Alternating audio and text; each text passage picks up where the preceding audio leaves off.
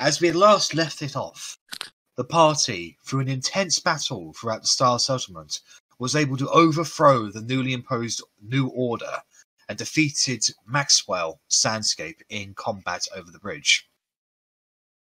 For the first time ever since they probably came here, the guards and citizens of both Stars Legacy and Stars Independence worked together to overthrow their new occupiers. A few casualties were had along the way. However, this has been an overwhelming victory for the party, as both Gilderoy and Arano have been released from their bonds. The remaining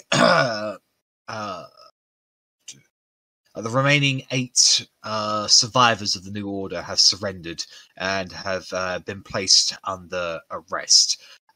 Maxwell himself was slain by Isaac on the bridge. A pool of blood sort of seeping out from his head wound that he sustained when he was struck across the head with Isaac's new augmentation. It's odd, however, his face doesn't look like the face of death. It looks like the face of blank coma. I mean, he's clearly dead. His heart stopped and everything, but it looks different from other dead bodies you've seen before. However, Isaac was briefly knocked out. However, he's come to his senses. Agnes has thrown Maxwell's greatsword Mud Drowner over onto the side of the river.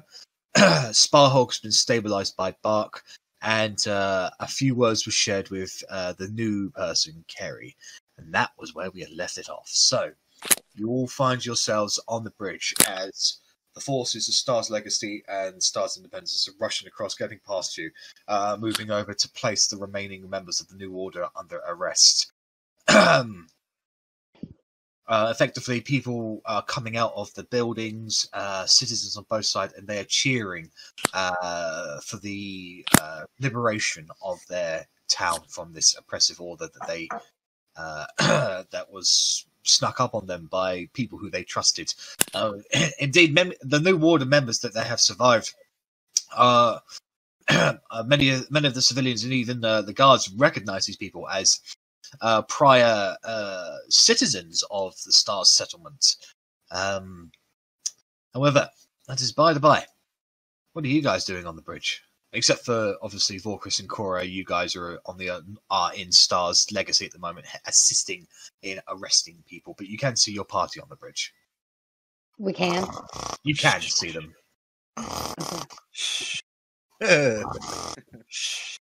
So, I'm going to make sure that the guards are taking care of the New Order people. Yep.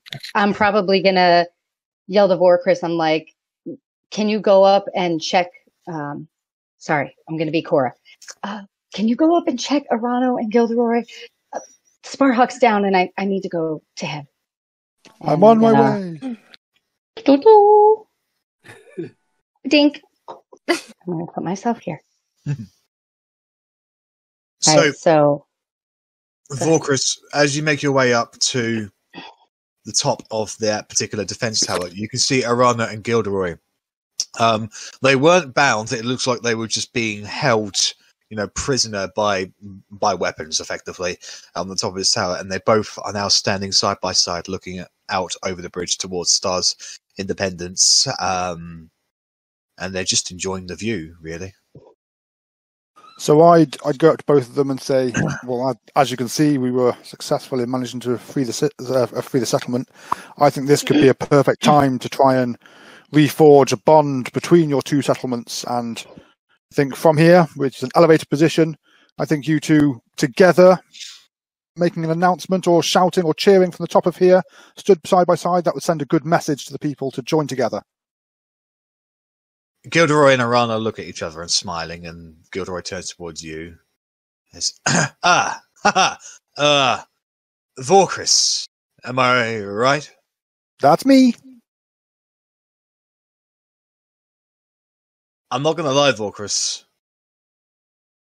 I thought it was over. I didn't think this was possible. You and your friends have really turned this around. It was a bit hit and miss. It was a close run thing, but I'm glad it has all worked out. We'll say a few words, but I think it's more appropriate if your group says something instead. You're the heroes today. But we are not staying here. It is now up to you two. Not just now. We'll stay around for a little while, but we will be on our way. But you two need to stay here and build the foundations of the unionship between your two settlements. Arana looks at you and he says, well, Gilderoy and I have talked. It was within 5 minutes. It was quite evident that we'd been duped by these guys. There are differences between our peoples. That's true, and the feelings that drove us apart are real. And the differences, maybe they're reconcilable, maybe they're not. But going forward, we're no longer going to be at each other's throats. And as I've already promised to Gilderoy, but I'll say it in front of you as well, and you can tell as many people as you want. But the people of Star's Independence will supply whatever food, timber, supplies Star's Legacy needs in order to get themselves up and situated and strong. To which Gilderoy chuckles. He's going, and likewise, you can take whatever you need. If you need us to fix your buildings, we'll do it. You need any tools, we got it. You need some weapons to make sure that these fuckers don't come back. We'll give them to you. Let's work together on this. We've got a lot to talk about, but why don't you leave that with us? But I think we'll declare today a victory, but I think the people will be looking towards you and your group to really drive home the message that Star's settlement is united once again. Well, it is great to see you both well. What was our argument even over, Arano? It was about what we should call our settlement. Oh yeah, because we wanted Star's Legacy, and you wanted Star's Independence, and it was a petty argument that just went on too far. Yeah. You got any new names that we should call this place? How about Star's Unity? Damn it, I was about to say that. I was actually going to say Star's Union, but Unity is actually better. I was thinking it. I like it.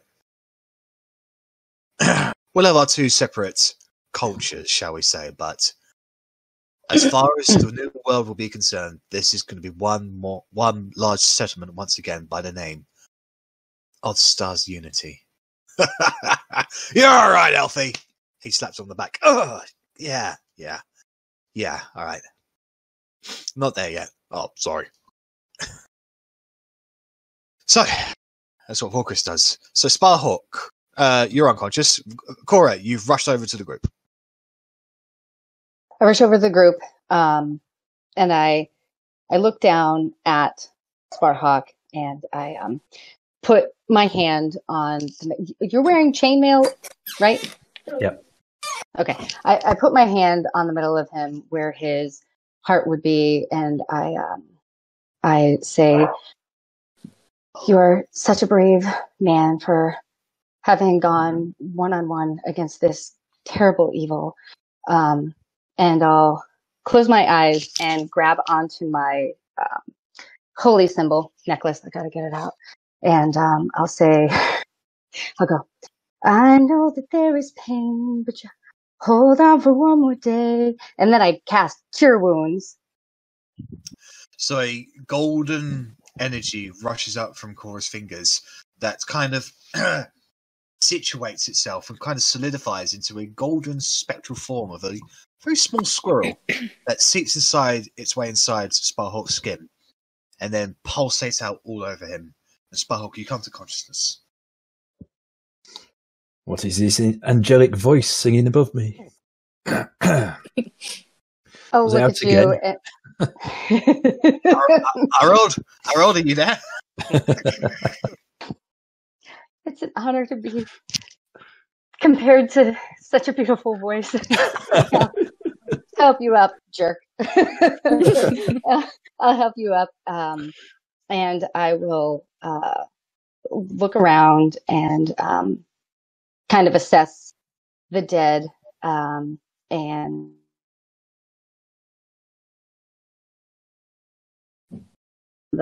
on the boat trip over. And I'll look at Sparhawk and say, now that you're back, that was 8 healing points too. I don't know if you saw that. Thank you. I'll say, I think that I would like to say some words for the dead, and if you have come to enough, I would like to do that together.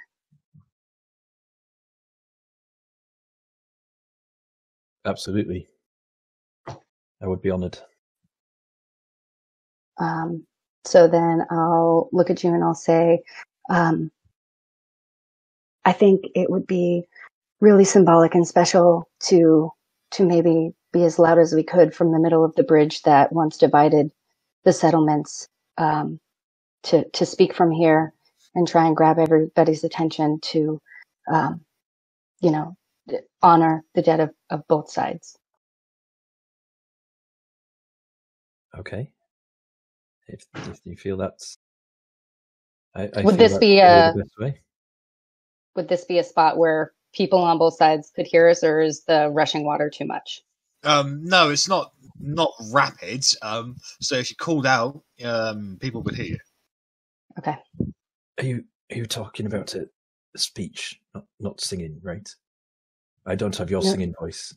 No singing. Just words of the dead. Okay. Unless you want to sing. No.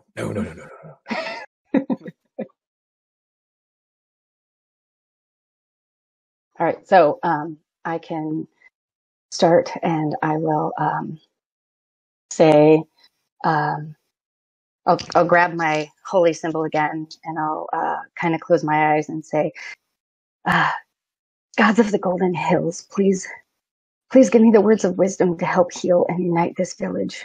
I ask this of you, Garl Glittergold and Bearvan Wild Wanderer. And I'll take a big breath, and I'll stand up as tall as I can, which is 7 feet tall. And I'll say, in a very confident voice, which is not my own, people of Stars Settlement, gather round and hear me. And as soon as they start to filter in, I'll say, many fought here today, and many have died. To the brave, thank you. Bravery is not always an easy choice to make. Blessings be upon you. To the souls who were swayed by the power and corruption of the people who tried to burn this settlement down, may you receive forgiveness for your transgressions. I ask you all to look upon your own mistakes and find it within your heart to hold space for the ones who lost their way. To those who have died in that weakness, may you find atonement in the afterlife. To all who died, may your deaths not have been in vain. May you serve as a reminder that working together is the way through darkness. To those of you who lost loved ones in this tragedy, may you always carry the memories of them with you and honor their memory with the way you choose to move forward. Amongst the heroes today of this small victory are Edward Smith and Roger Giles. Although it took the burning of the city to realize it, these two men came to know that... What? Village. It's not a city. Oh, village. Village. God, now I lost my place. I'm reading. Sorry. Damn it, Jack. Although it took the burning of this village to realize it, these two men came to know that they have more that unite them than divide them, and they were integral in saving this settlement. They were a united front, and because of them, we are all able to take back your homes. I'm going to look over at Arano and Gilderoy, who are still up in the tower, I imagine. I say, I hope that this river is the only thing that continues to divide these settlements. Today you learned that you're stronger together, and cooperation is the key to not only surviving, but to truly living. And then I'll look up to the sky and say, to the 7 golden hills, I pray that the loved ones who were lost find their rest and the lost souls find their way home. May the blessings and love of Bervin hold this settlement today and always. And then I'll drop my head.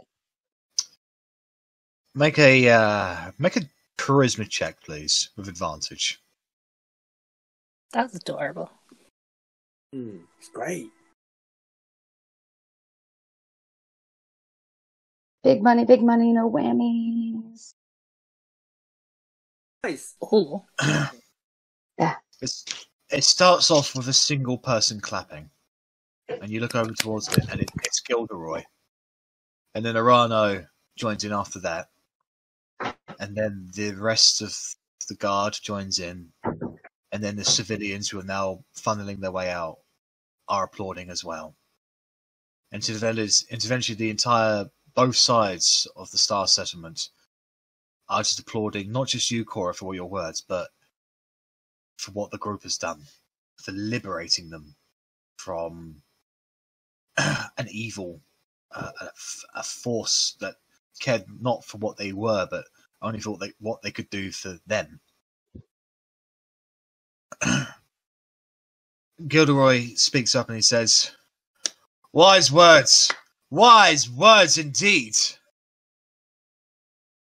Ladies and gentlemen, I present to you our heroes, our saviors of the Star Settlement, forever known as Stars Unity. Heroes, what can we call you?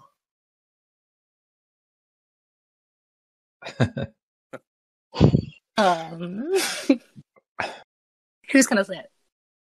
I'm gonna look at Cora. We're all looking at Cora because she's been talking. Cora's kind of shrunk down behind Sparhawk at this point.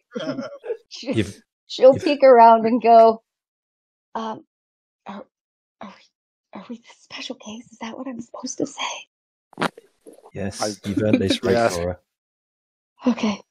So I'll stand up and I'll go, we're the special Ks. And I'm going to slink back down again. The crowd just starts laughing. But it's a joyful kind of laugh. Right, and Gilderoy's going, well, everyone, let's give another round of applause for the special Ks! And they all start cheering for you. They immediately start to actually rush forward, and they start actually picking you up and just leading you over the bridge. And the civilian, including you, Carrie. I was if I could, yeah? before any of that happens, if I could just cast, I think it's Disguise Self or Alter Self. I think one of the two. Because I don't want anyone to know who I am. So just to sort of put Nobody knows who you are mask anyway. on me. I know, it's the insecurity that my character has. Okay, so you look slightly different, Kerry, but they still pick you up, and they are carrying you across from Star's independent side. They carry you over to Star's legacy side, and they start parading you through the streets. And this celebration lasts for the better point of an hour, and eventually things settle down a little bit. And they start bringing up Stars Independence starts bringing out their stockpiles of food. Stars Legacy starts bringing out their stockpile of trinkets, including fireworks. They start fireworks. That's amazing. They do have fireworks, yeah. I shoot a firebolt in the air to join him. And now that the sun has fully set and night has appeared, the entire Star Settlement is in celebration as drink, food, and fireworks galore just fill the streets. And you're all given a place of utmost, highest respect and honour.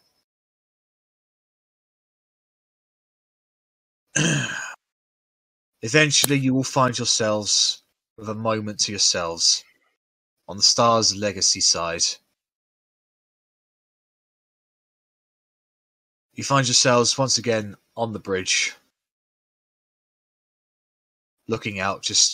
There's still plenty of noise on both sides, but just through wanting to get away, just getting a moment to yourselves a little bit, you've been able to step away, and you're just looking down at the water that's sparkles the reflection of the fireworks overhead, as well as the moon, as well as the greenish aurora borealis type sensation that's happening overhead. The stars sparkle off the water as well. It's quite a relaxing breather, shall we say. What do you guys want to do from there? Now that you're on the bridge at night. Could you just tell me what the phase of the moon is? Pardon? Could you tell me what phase the moon is? Half moon.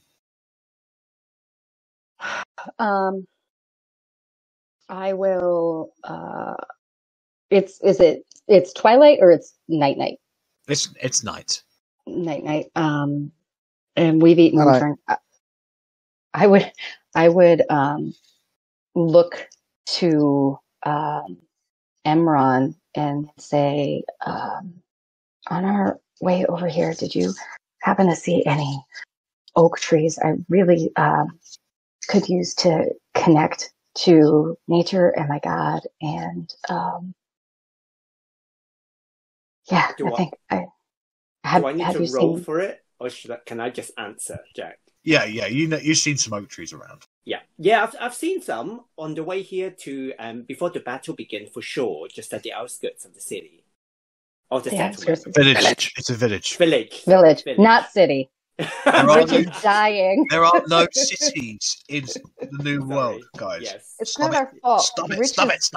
Rich has programmed us. He said it so often. We're like, it's a city. The village. I will correct you guys as many times as I have to. You're ready to post-it notes. We'll also start correcting each other as well. There are oak trees in the outskirts of the village, for sure.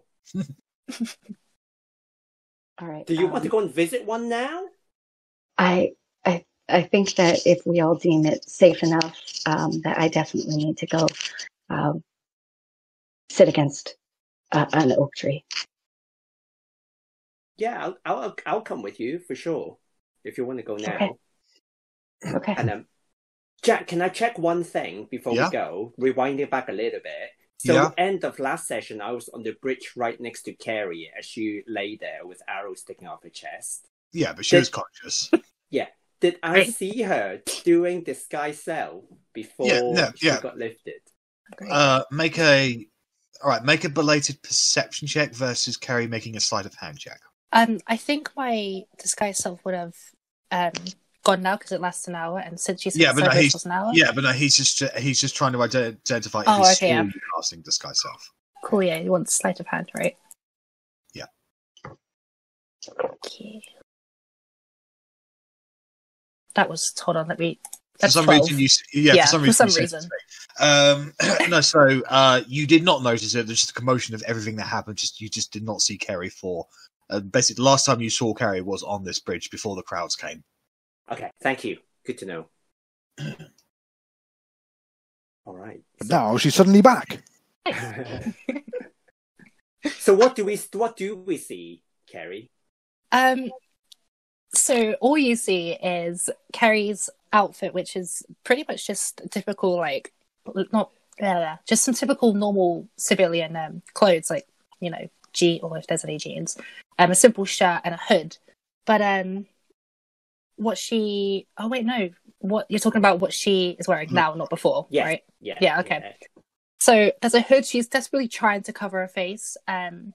She's got brown hair. She's got a single white, really bright white streak going through her hair. Some emerald. Emerald? Why am I saying emerald? Dark brown eyes, olive skin, and that's pretty much it. She's sort of standing at 5'7", so she's not small, but she's not tall either. And so that's about it. Thank you. Question as to, obviously, people would know her as a Starfist. Is this white stripe something that would have been a distinguishing mark that we would have looked and said, No. Okay. Oh, she's... Yeah, no, that's it, yeah. And frankly, the only person who would even be aware, who might even have an awareness of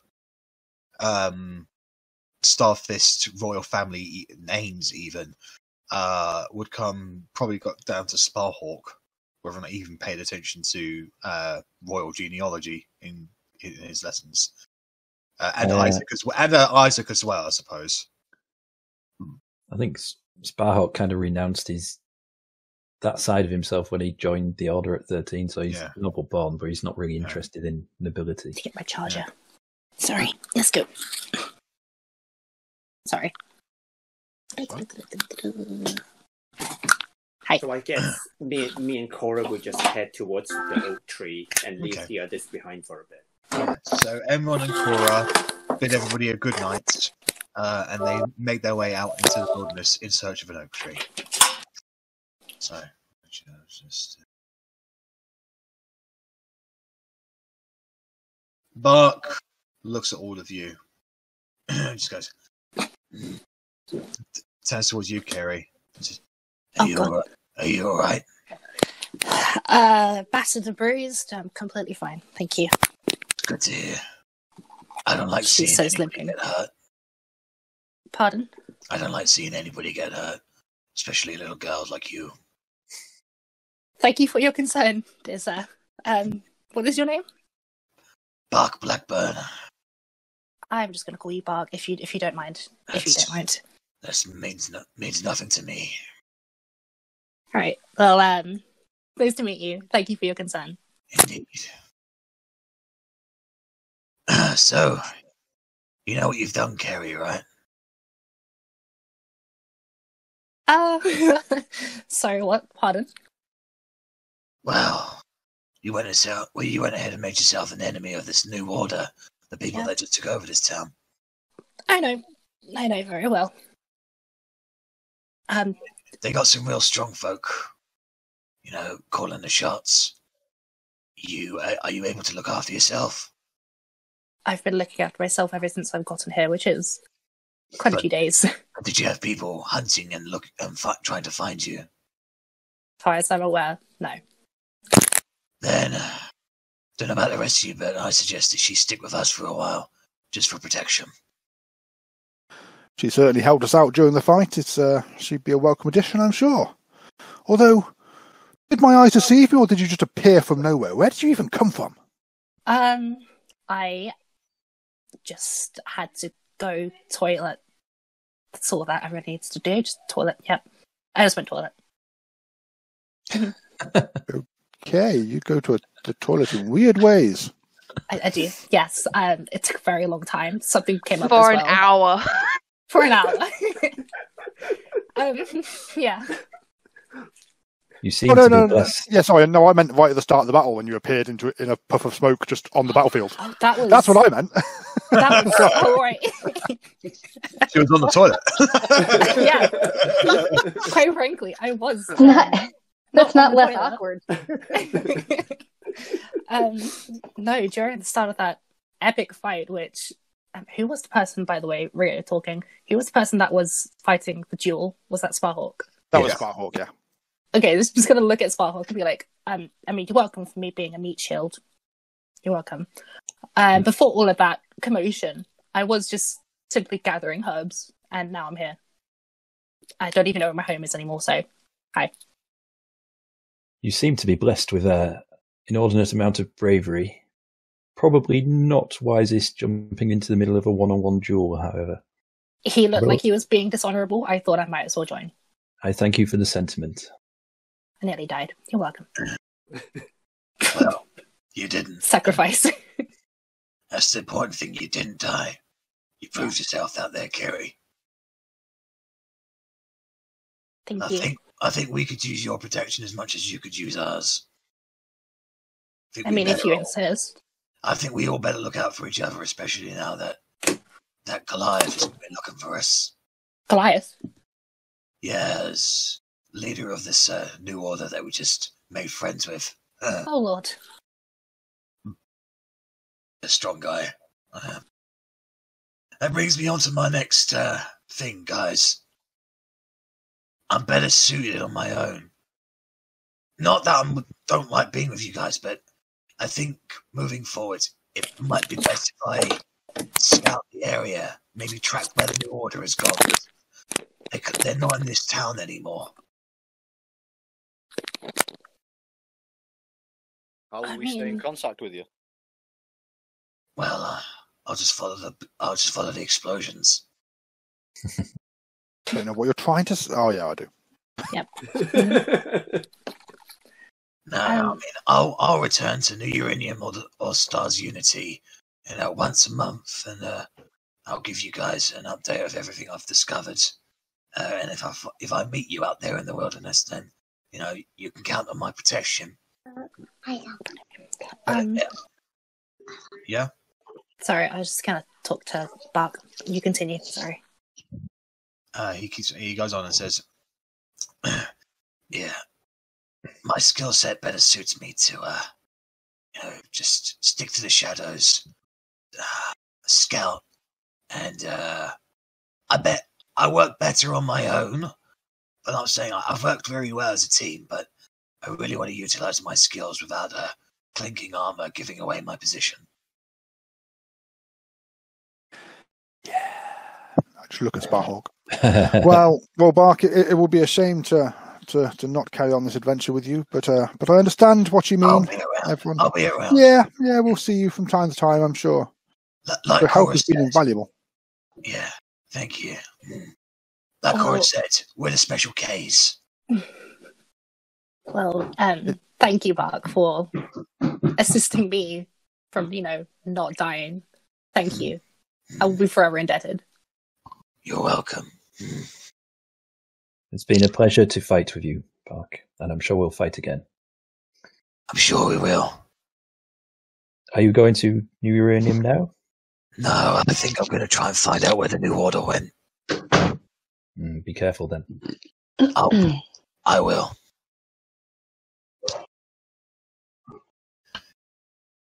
When are you leaving? Now.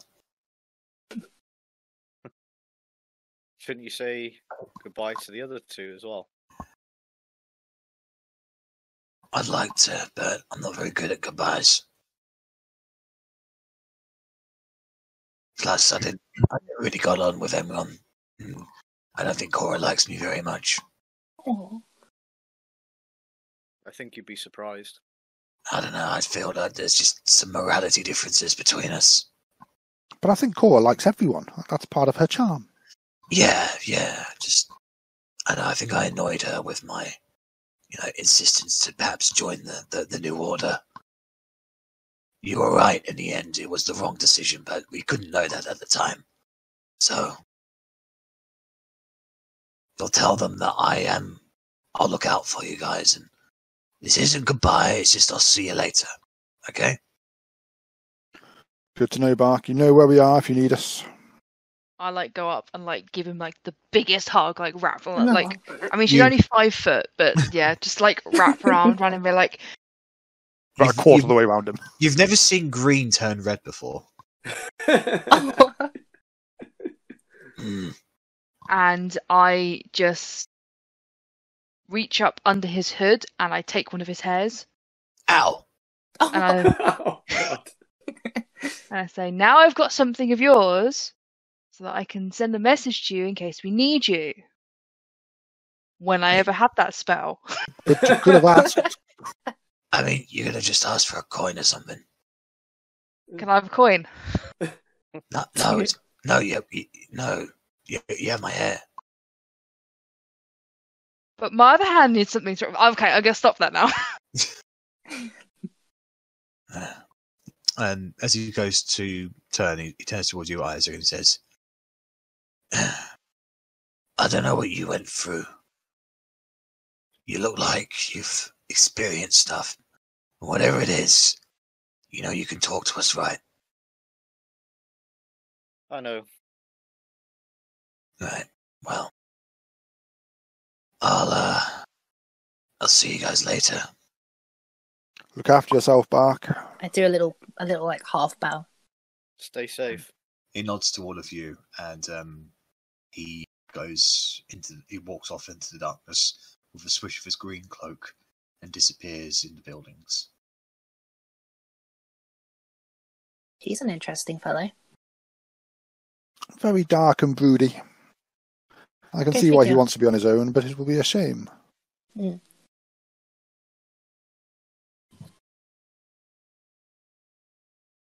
I take it what Gilderoy and Arano have departed. Yeah, so like basically there's a big celebration happening in both Stars Independence and Stars Legacy. You know that they are currently celebrating / discussing terms in Gilderoy's office at the moment. Where are you going to stay tonight? I mean, for what you guys done, you can stay in any house. People will be happy to have you. I mean, I should go and apologise to that halfling family, really. For wrecking their house. Yeah, I go to the house and just knock very politely on the door and just wait for them to answer and apologise. I'm so sorry. What happened to your house? Let me come and help you. There doesn't appear to be anybody in at the moment. It's more likely that they're out celebrating. I leave a note.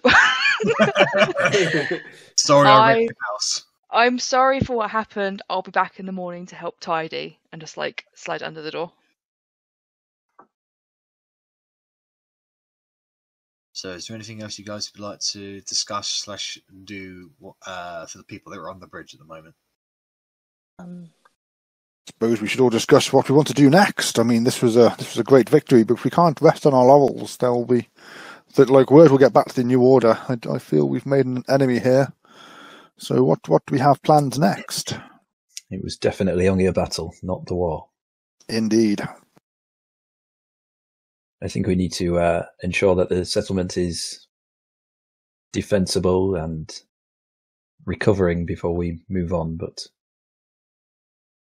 yes, them seeing past the differences is definitely a good start. But we should probably make sure everything's okay before we go. Well, I may have some information.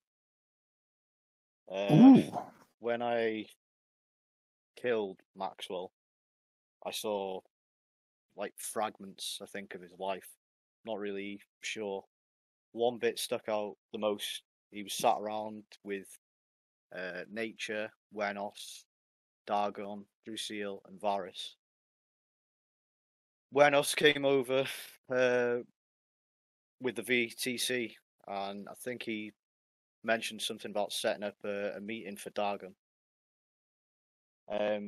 Drusil explained about how they could convince people to pretend to put a curse on new recruits to keep their mouths shut.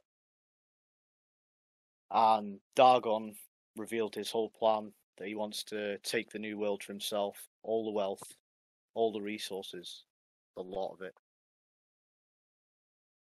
So it seems like opposing them was a good choice. I don't know if it's... I don't know how much truth is in it, but this is just what I've seen. That's the guy on the floor, right?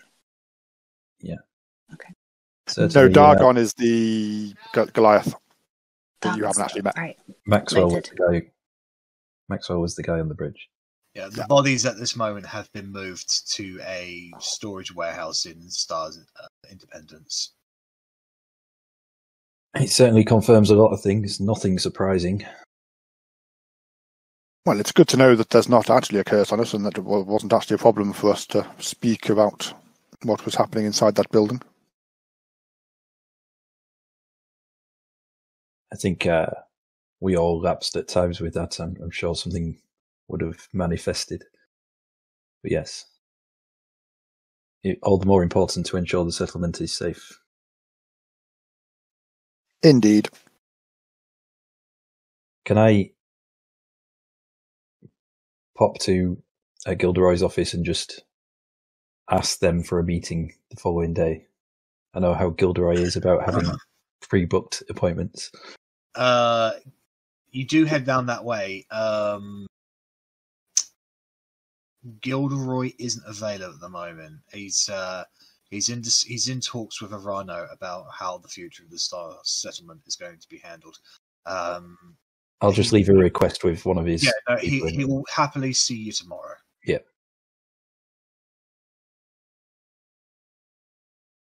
And then I'm not very well, so I'm going to go to bed. Yes, I'm also not the healthiest I've ever been. I'm nearly dead. I'm going to just try and find somewhere. Not very well was Sparhawk for not nearly dead. He just wouldn't admit to that. So, wandering off towards the certain locations that's been offered to you for accommodation, you all find yourselves inside basically any building of your choice where beds have been prepared, hot meals, more drink if you require it. And as soon as your head hits the pillows, you're gone. Cora and Cora and Emron, you've made your way out into the wilderness. Doesn't take you too long, but eventually you do find yourselves a solitary, rather large oak tree. There you go, Cora. He's the nearest one. Grand beast it is as well. My God, the way to his home is through an oak tree. We call it Whisper Leaf. And every time I feel like I need to reconnect, give thanks, especially for surviving what we just did. I'd like to come back to a tree, and connect. So I'm going to sit with my back against the tree, and I'll say, sometimes I feel like I can feel the energy from the tree through my body when I touch and connect like this. Have you ever tried? I don't know what your gods are, but surely, whether it's mine or not, nature is something that you find peace with. I would totally agree to that philosophy, but I have not experienced it the way you described. Can I join you? Yeah, please. Maybe the oak tree will give you some energy from Whisper Leaf. I put my hands on the oak tree, probably opposite side to Cora. It's rough, a little cold.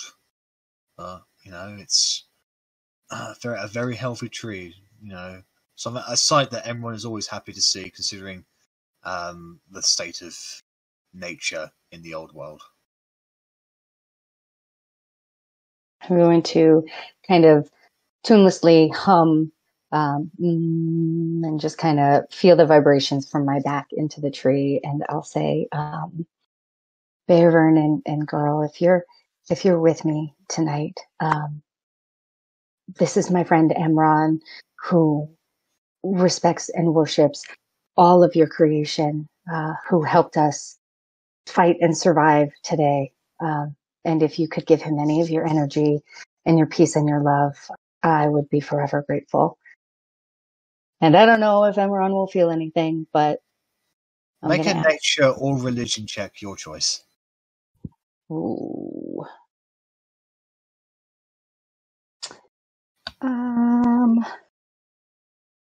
Nature or religion? I'm going to do religion. You don't have advantage, so it'll be 20. Okay. A warm sensation washes over your body, Cora, as well as you, Emron, and you get the feeling, just for a brief moment in time, something might be listening. Wow, I think I can feel something, Cora. Is this you doing it? It's definitely not me. It's the gods. It's beautiful. I can't hear back nature. You, Carrie. Sorry. Okay. Thanks. It's the beauty and the majesty of the earth, and the gods speaking through the elements. And then I'll look and say, "Are you okay?"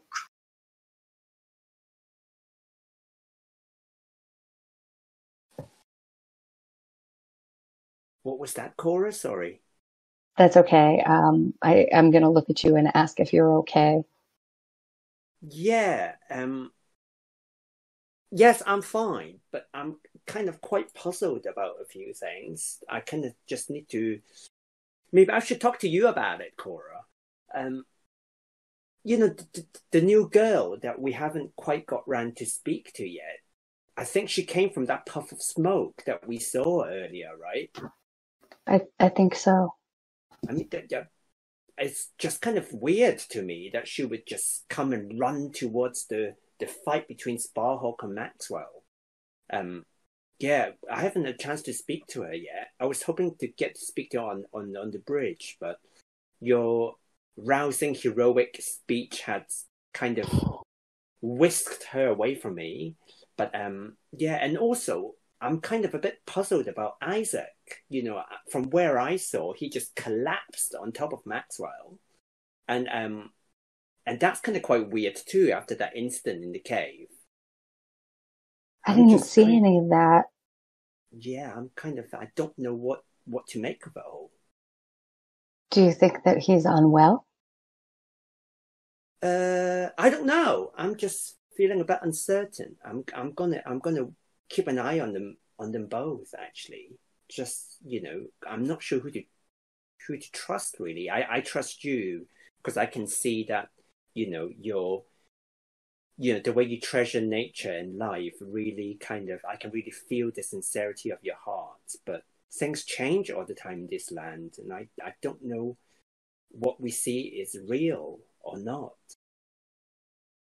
I don't know who that new girl is either. But hopefully we can figure that out. And if she did try to help us, then maybe she's an ally. But as far as Isaac goes, I think that being watchful of him is probably best. And I will certainly hold him in my thoughts and my prayers, and let him know that if he needs anything, that he can come to me.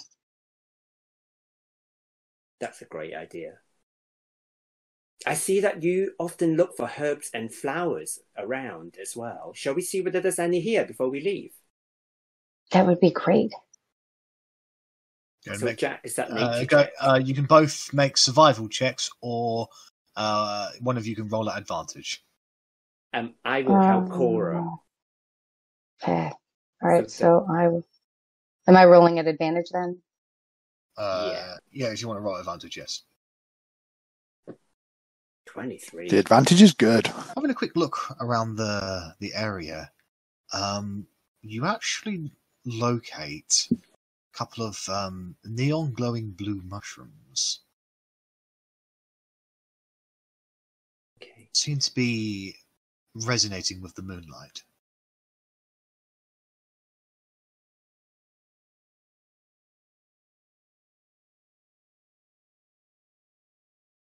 Actually, these are curious things. I've never seen these before. Have you? Would there be some sort of check I would roll to see if I've seen them before? Well, you haven't seen them before, but if you want to try to identify their properties, it would be a nature check. Oh yeah, let me. Oh sure. As well. I'm going to try that. Check. Oh, rubbish. 10. Cora will be assisting, so you can roll at advantage. Oh, excellent.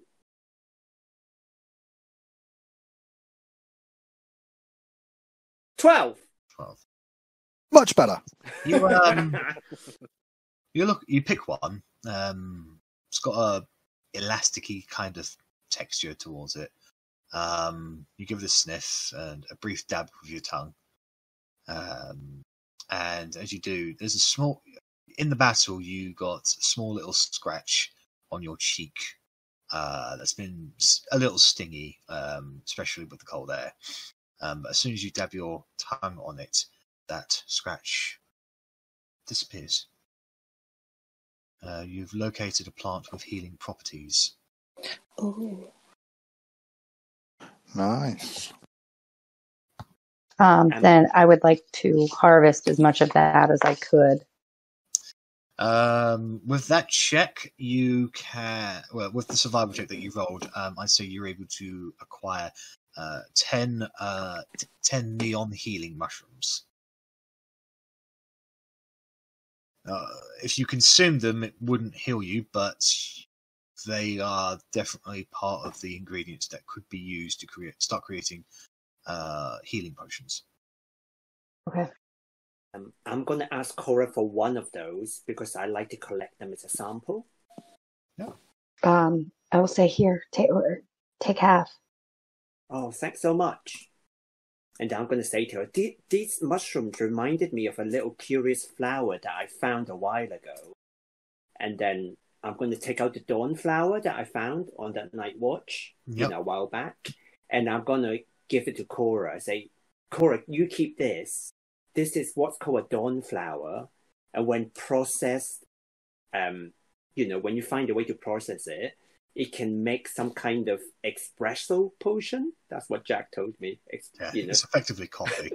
Yeah. So there you go. Kristen's very excited about this. Yeah. The coffee flower. There you go. Add that onto your list. Okay. It's called dawn flower. Okay, perfect. Gets you up in the morning. Yeah. I guess we should head back, right, and get some rest. Yeah, that's probably for the best. And I'll just thank Emron for coming with me and for his help in the battle, keeping us safe. Not at all. Anytime. I think our shared interest in nature and life would really help us on this journey together. I think so too. Okay, so you make your way back towards the settlement, and your companions have already turned in for the night. So, without much to do, you also turn in for the night and contemplate over your experiences over the last few days. And when you all wake up in the morning, you have gathered a new lease on life, new experience, new abilities. You've gotten stronger from yesterday's battle.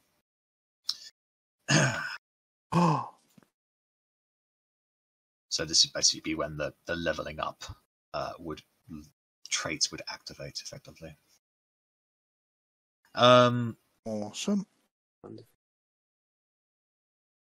At this, when you're all basically up out of bed and you basically start to sort of collect yourself and start regathering in the streets, a couple of the Stars Independence guards come up to you. They come with news that they have secured the entrance to the New Order hideout, but nobody has gone inside since. They were under orders from Gilderoy and Arano to let the group known as the Special K effectively flush out the hideout if there are any forces left inside, but there hasn't been any activity that they can tell. That seems like a plan to me. And where are the captives held from the New Order that surrendered? They're being held in the building where Gilderoy has his office. They've basically been shoved in an additional room, and they are under guard. Okay. We should also question them as well. I was going to say, has anybody asked, well, I know nobody has asked them yet about the other prisoners that Gilderoy was being held with, where those people are? Well, you mean Maxwell? No.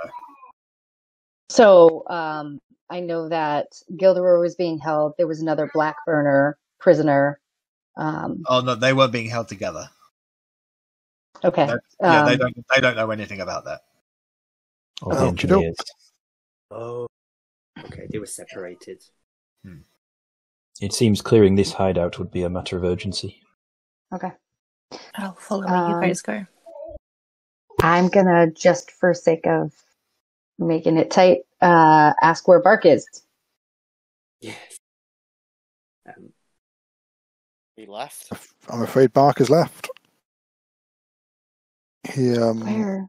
He decided he would be better on his own and more of a benefit on his own. He would be able to scout around, try and find out some more information about the enemy without being detected. And he promised to stay in touch whenever he could. But unfortunately, I think we will be carrying on without him for at least the time being.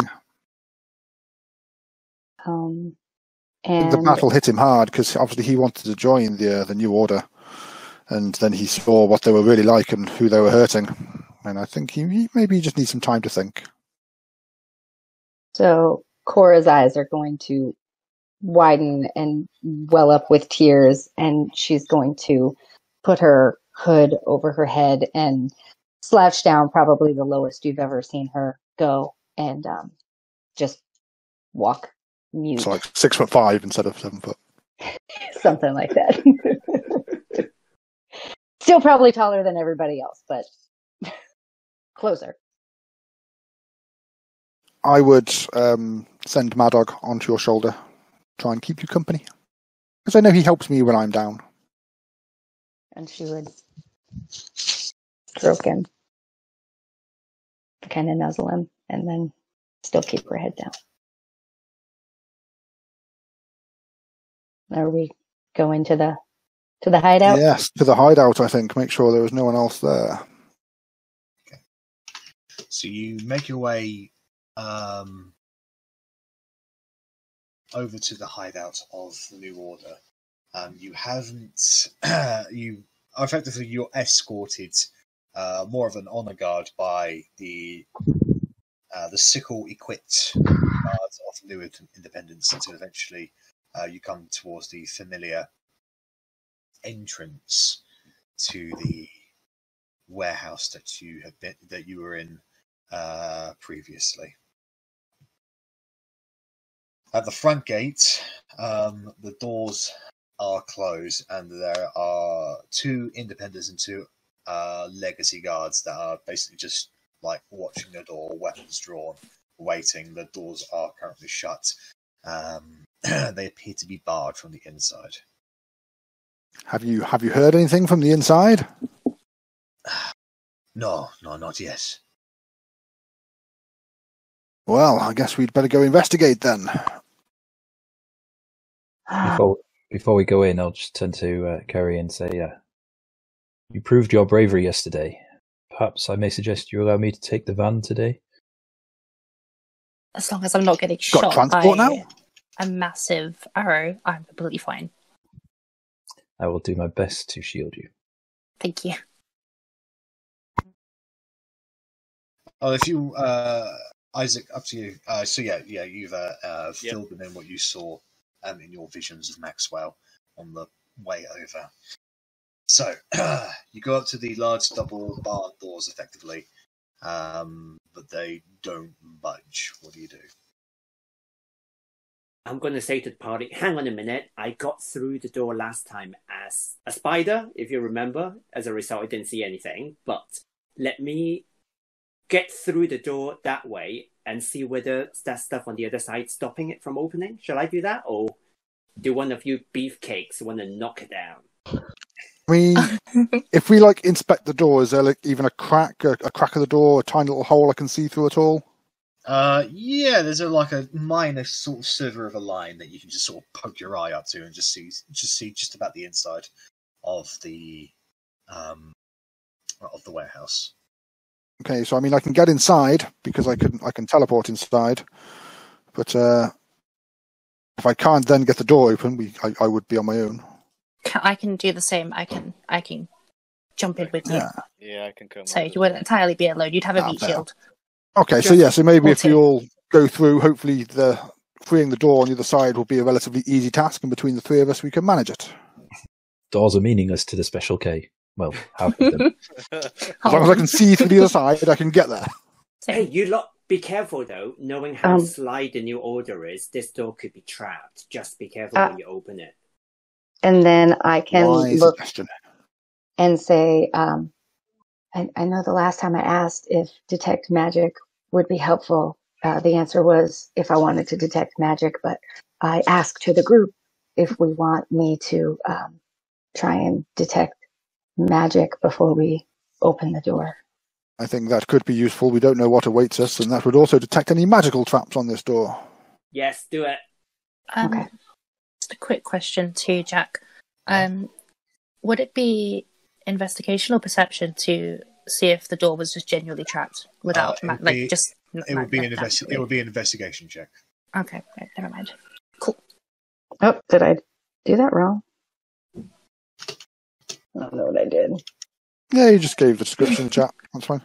That's not what I meant to do. At least now we know what is happening.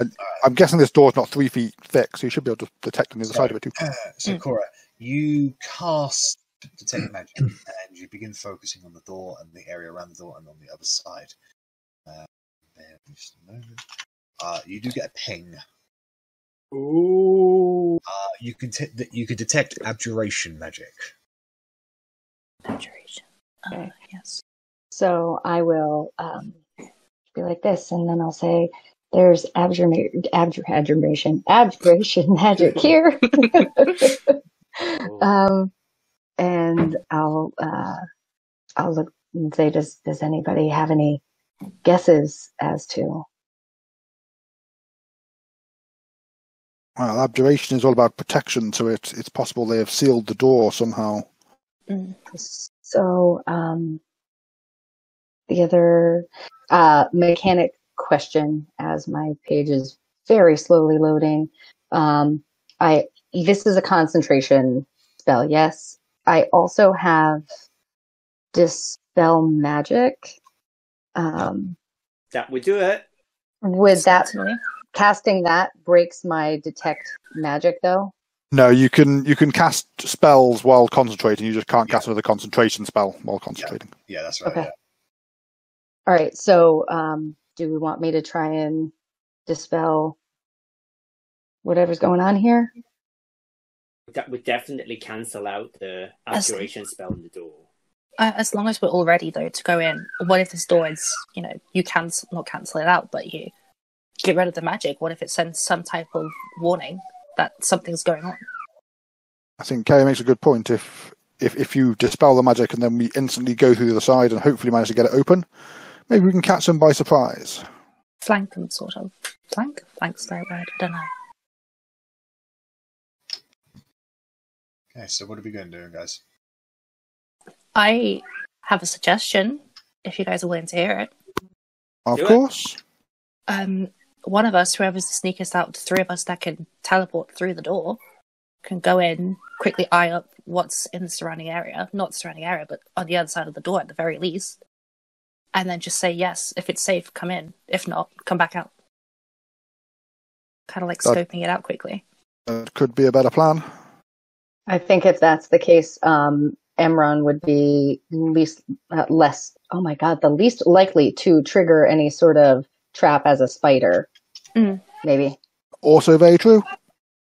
I'm happy to do that, but with my spindly legs as a spider, it would take a little bit of a while for me to go and scout out the whole place.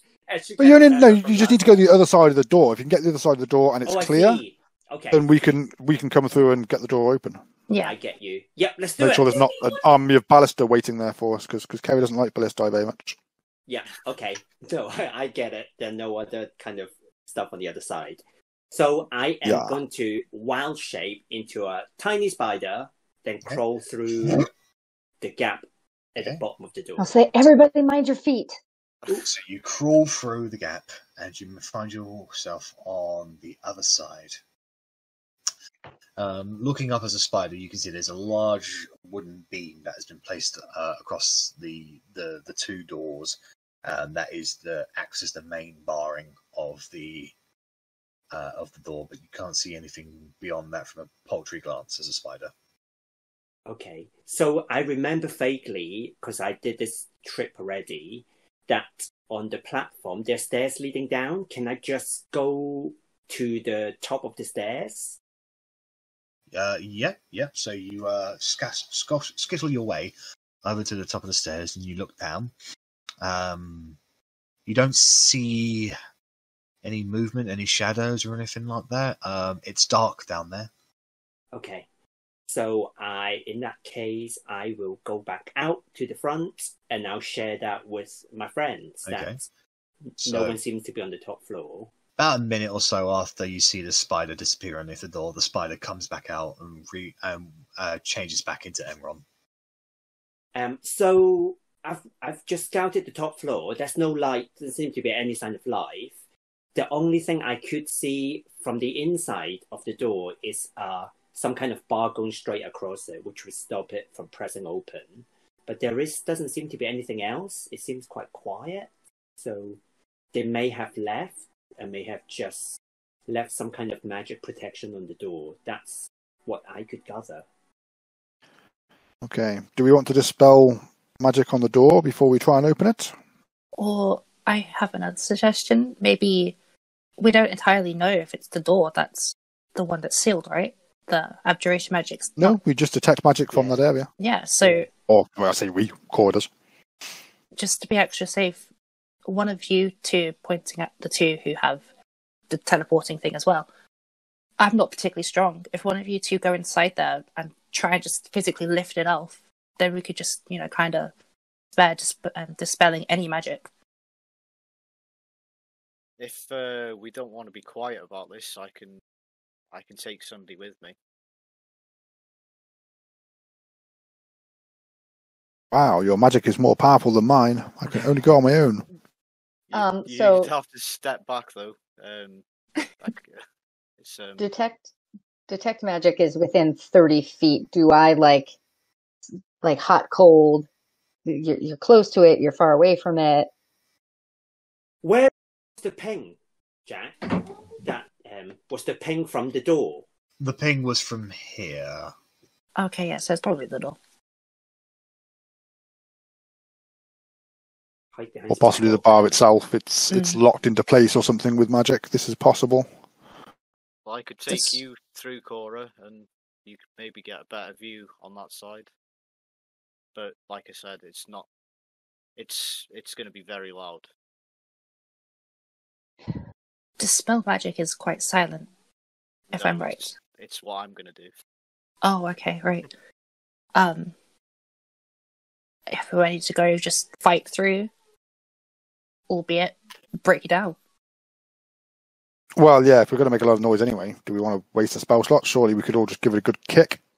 Or, I mean, I can be sneaky and get extra stealth, but sure.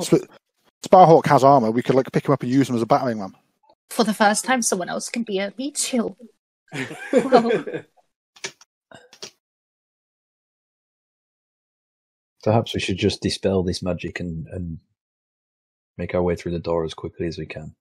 I agree. I think this is wise. Dispel magic, miss a step through, lift the bar, and then that should all be done in a matter of seconds. So, who casts dispel magic? I got it. Okay. So, Cora, you walk up to the door. You focus your energy within yourself, calling upon your god, and the magic courses through your fingers, and the ping that you sensed at that precise moment disappears. I put my eye to the little crack in the door, and I misty step through. Okay, so you appear on the other side. oh, wow, that's cool. What do you do? I attempt to lift the bar off and make a strength check. Yeah, I thought it was coming. Yeah, can I cast Mage Hand to help me as well? It only does £5. Mage Hand would not help in the slightest. Should I mean, you say that you haven't seen my strength roll yet. I'm just gonna 12 could have been worse. Okay, yeah. You guys hear a lot of grunting and groaning for about a minute, but eventually you hear the sound of a large heavy wood being. That bar's fucking heavy, guys. If you needed help, you could have said. I know, but I was already here. It seemed pointless to everyone teleport through. Anyway, it's out now. So do you open the door? Oh yes, of course. So as your focus opens the door, can I just confirm who would be the first one in? Me, not me. I think I'm already here. Sparhawk would step forward. All right. So as Vorkus opens the door, Sparhawk, you step forward. Can Vorkus and Sparhawk make dexterity saving throws, please? Oh my God, I should have done it. Oh,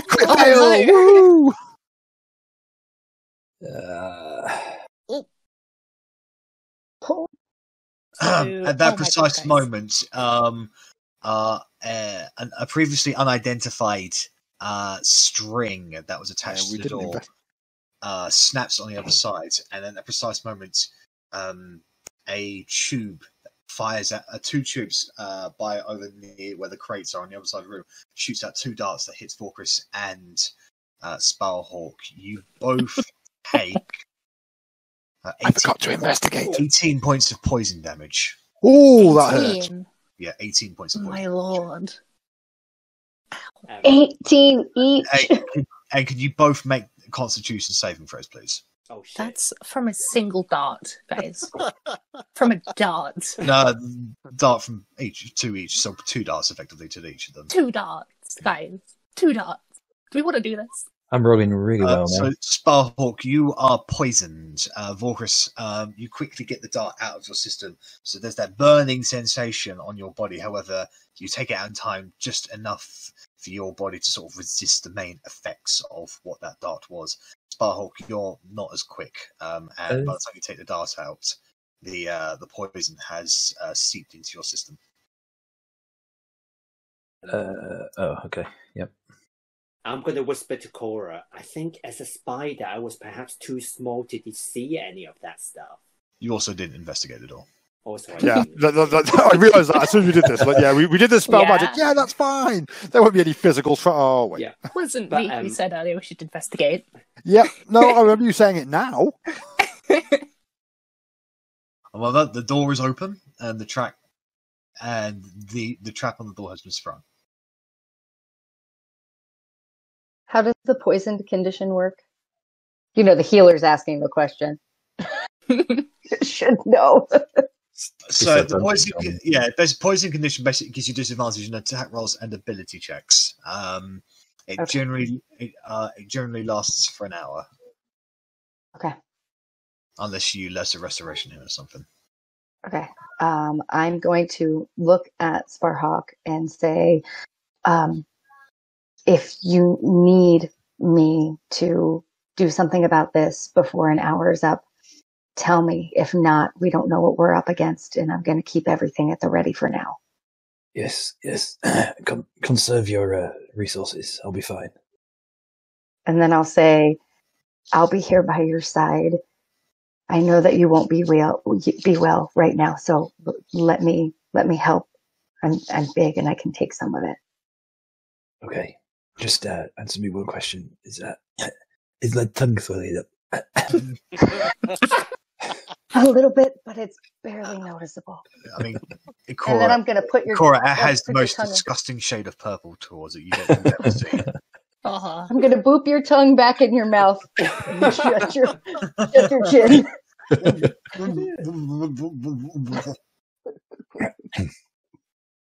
Onwards. All right. So, who's taking points? Not me. Who's good at investigation, put it this way? I'm basic at it. I mean, I'm kind of good at investigation now. I wasn't before, but I am now. Do it. And I'm going to say to Cora, whoever's leading could maybe do a benefit from some of your special guidance from your god. I can. It's also concentration, so that will mean that my detect magic goes off. So if we find that that's more valuable, I can trade it out. Detect magic is probably more valuable for now. Yeah, okay. Who knows what we're going to run into? I think I can do it, and I give myself bardic inspiration. Ooh, amazing. There you go. Can I also just instantly try that as well? Just a simple investigation. What are you investigating? Just the room and the surroundings, so there's no more traps on this door. Go ahead and make an investigation check, please. There you go. Nope, right, yeah. You can't see anything. I just look at the spider webs and I'm just preoccupied instantly. So if Agnes is going to investigate because she's good at it, if I aid her, does that give her advantage? Is that how that works? Yeah, of course. Okay, then I'd like to help Agnes investigate. Sure. Go roll at advantage. Am I just investigating the room, or are we going going down the stairs? The room for now. Sorry, Yeah. I think every single step we take after this bloody poison dart, if I get hit by one more of them, I'm finished. What about this step? What about this step? What about this step? Ooh, Yes, 20. Agnes. Okay. Damn. So I literally have just run out of battery in my mouse. So give me a second so I can see the roll. Very good. You could not get a better roll. It's a nat 20. Meanwhile, Agnes just like instantly has a full layout of the entire compound with the detailed locations of all traps, even the ones downstairs we can't even see yet. That's how good her roll was. Just sent out an echolocation ping. Echo. Carrie's just gonna sort of look at Sparhawk, considering that Isaac, do you look relatively noble? Actually, I am noble, but I don't dress it. I dress. Okay, so from just pure observation, I'd only assume Sparhawk then, right? Yeah.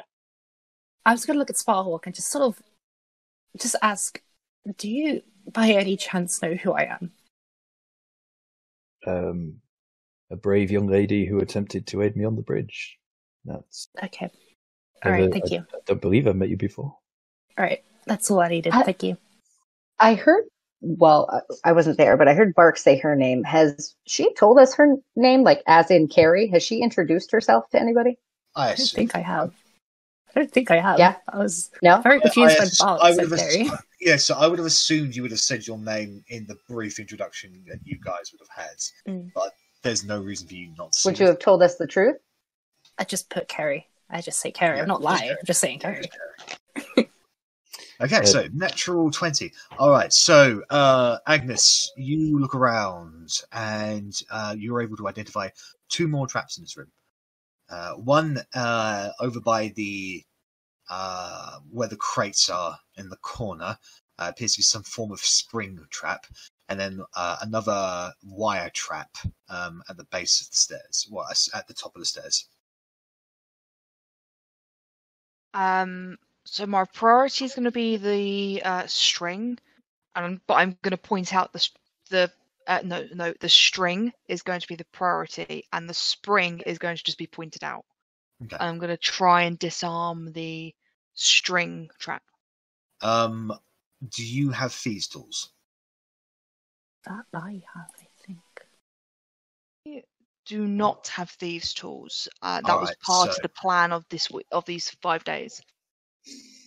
Right. So this is the first day, so you haven't done any shopping yet.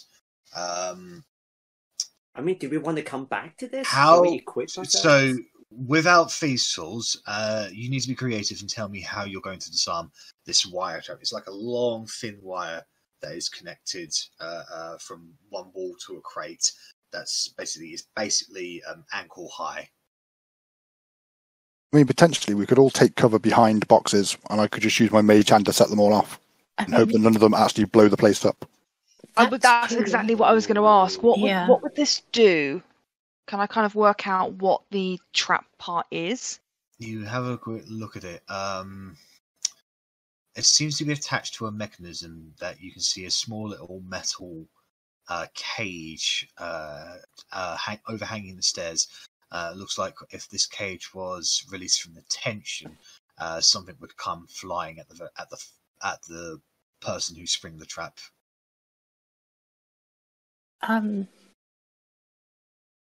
If we choose not to do the magical hand thingy, to Jack, would it be sleight of hand to disarm it? It would be a thieves' tools check, so it would be dexterity plus your proficiency bonus if you're proficient in thieves' tools. Could just step over. We could do that too. But, I could do that if we'd like. I'm pretty high. It seems. Looking at it doesn't seem all that hard. What does the spring trap look like? Like it's over by these crates or by. No, that's right. Yeah, the first thing. The spring trap looks like something akin to something to catch rats, actually. So if you were to step on it, you get the feeling that something's going to come slapping down on your foot real quick. Lovely. No cheese or anything?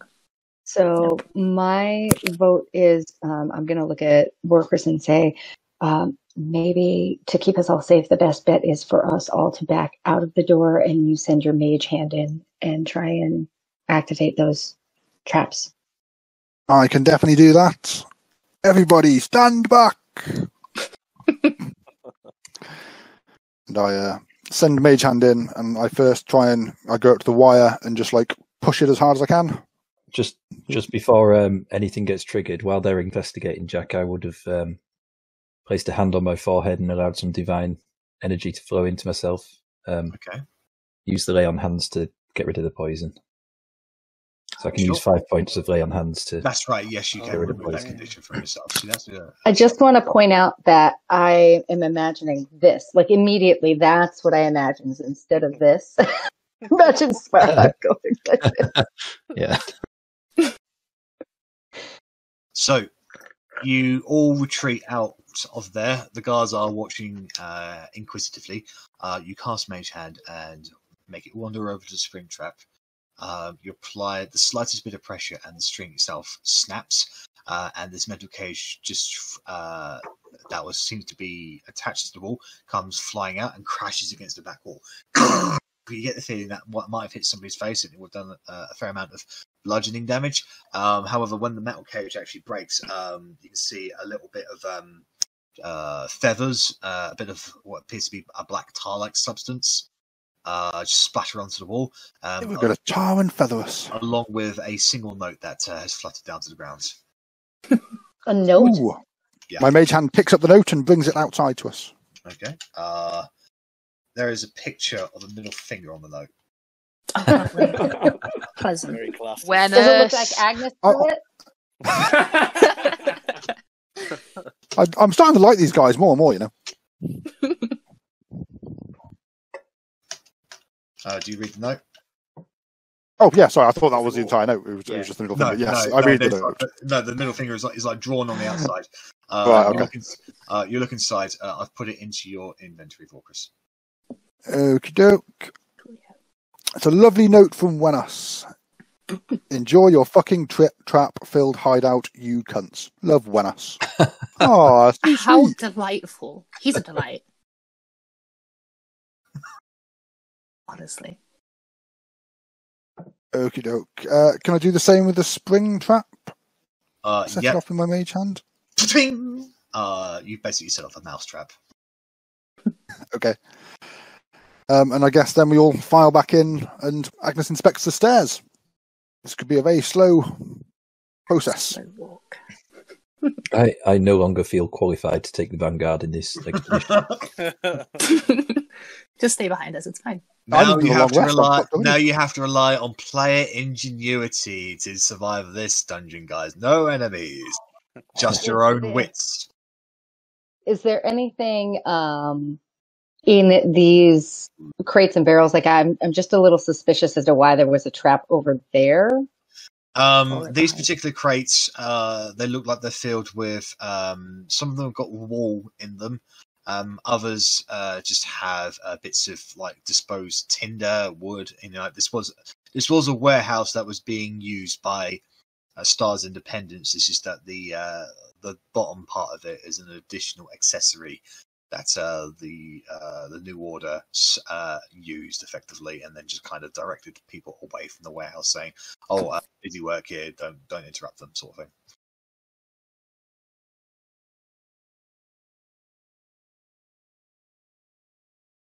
But I guess, shall we proceed downstairs and I'll help you, Agnes, to investigate, i.e. you roll with advantage? Yeah, I mean, I'll carry on checking, seeing what's going on. All right, so if you would like to make another investigation check for the stairs themselves. Before we head down, this is interesting. Maybe you should have this back and then I'll hand you that healing potion back. Oh, you didn't take... Okay, thanks. No, I didn't use it. Add that back. It doesn't. There's no traditional traps that you can see, Agnes, but you can see one of the steps has been sabotaged. So you get the thing that if pressure was applied on it, somebody's foot will go straight through it. I'd point it out and I'd just say that one. Are the steps big enough for us to just miss that step, or they actually have to actually? Okay. No, you can choose to avoid the step by start going 2 steps at a time. So. Okey-doke. Yeah. Okay. Is it pitch black down there, by the way?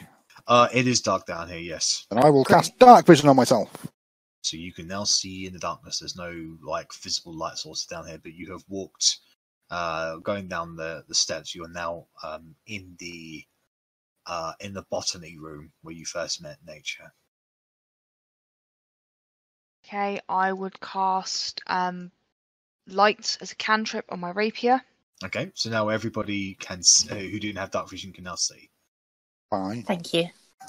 I don't have light. I just have dark vision. It's one reason I took it as a cantrip. Brilliant. Well prepared. So, what do we see? You see all of the plants that was here previously. It looks like they didn't have enough time to get these plants out, so they've left them behind. Ooh, this will be a wizard's paradise. Can I investigate them and look and see what they are? Do you want to spend nature checks? Do you want to spend a little bit of time in this room just to try and identify what's here? Yes, please. I'd like to, once Agnes has declared it safe, Okay. go to look around the table in the hope that Nature would have left some sort of book that they'd have kept their notes in. That's what I'm hoping for. I thought you guys would be way too excited to do another check. Oh, I definitely am. And you have I'm also at 13 hit points now, so wizards are squishy. Jack's like foiled again. Kase is boiled again. If somebody would like to make an investigation check to try to identify if there are traps in this room, go ahead. No, I'll help. I'll help as well. Okay. Everybody help. Have 7 advantages. Yeah. You don't need it. No, I know it doesn't work like that, Jack. Agnes, there is one trap in this room that was very, very well placed, and you just hit the DC to notice it. There is a glyph on just around here where a lot of notes have been left behind. I did not see a ping. If you pinged, were you on the GM there? Where was that? Oh yeah, I'm on the GM there. It's around here. Oh. Okie doke. Exactly where I wanted to head. Is it more based around the desk, or is it more based around the doorway? It's on the floor. Okay. It's hidden by random leaves that have obviously been fallen off of the plants here. It looks like they actually were placed there intentionally to hide the glyph. But you just noticed the slight glow about the glyph itself. Can I tell what school of magic the glyph would be relating to? Not without investigating it closely or with detect magic. My detect magic is still up. Okay, so you detect evocation magic. Oh, That's a big boomy spot. Maybe you could dispel that, because if there's paperwork around there, I'd hate for it to go off and destroy what notes they have left. There could be some useful information there. Don't lie, it's the plants you're worried about. Well, it is, but without the notes, I don't know what the bloody plants are. I can dispel that. If we would like, that takes up my second and final 3rd level spell slot, which is whatever. It just, I won't be able to dispel magic again. So this is... Sorry, continue. No, I was just saying if this... I can go over there and try and grab it for you. I mean, I'm quite light on my feet. If we try, just for clarification, Kerry, a glyph is not something you can grab. It's a proximity. I mean, the notes. Sorry. Oh, the notes. Yes. Yeah. Yes, it's proximity, so it might not even just be on that square. It might actually be going near there. We can climb on the table, though. Don't forget, guys. We can just avoid that. But what if it's a 15-foot radius? I don't know how these glyphs work. The thing is, if you don't cross the glyph, you won't set off. It's only when you cross that spot. But you know that for sure? Glyphs don't generally have a 15-foot radius.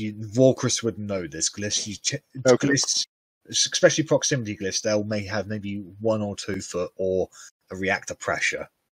Exactly. And I'd like to add that it is also quite close to the door as well. So if we do try and leave the room, that might also set it off. Okay, so I will just put out there to the group that I can say if this is what we think is important, I'm happy to do it. And if absolutely we need something else, if we decided to take a couple days, we can come back tomorrow when I have more of this. If we need to dispel I'd more hate for tomorrow. you to use your last dispel magic and then us to go downstairs and find out we need more things.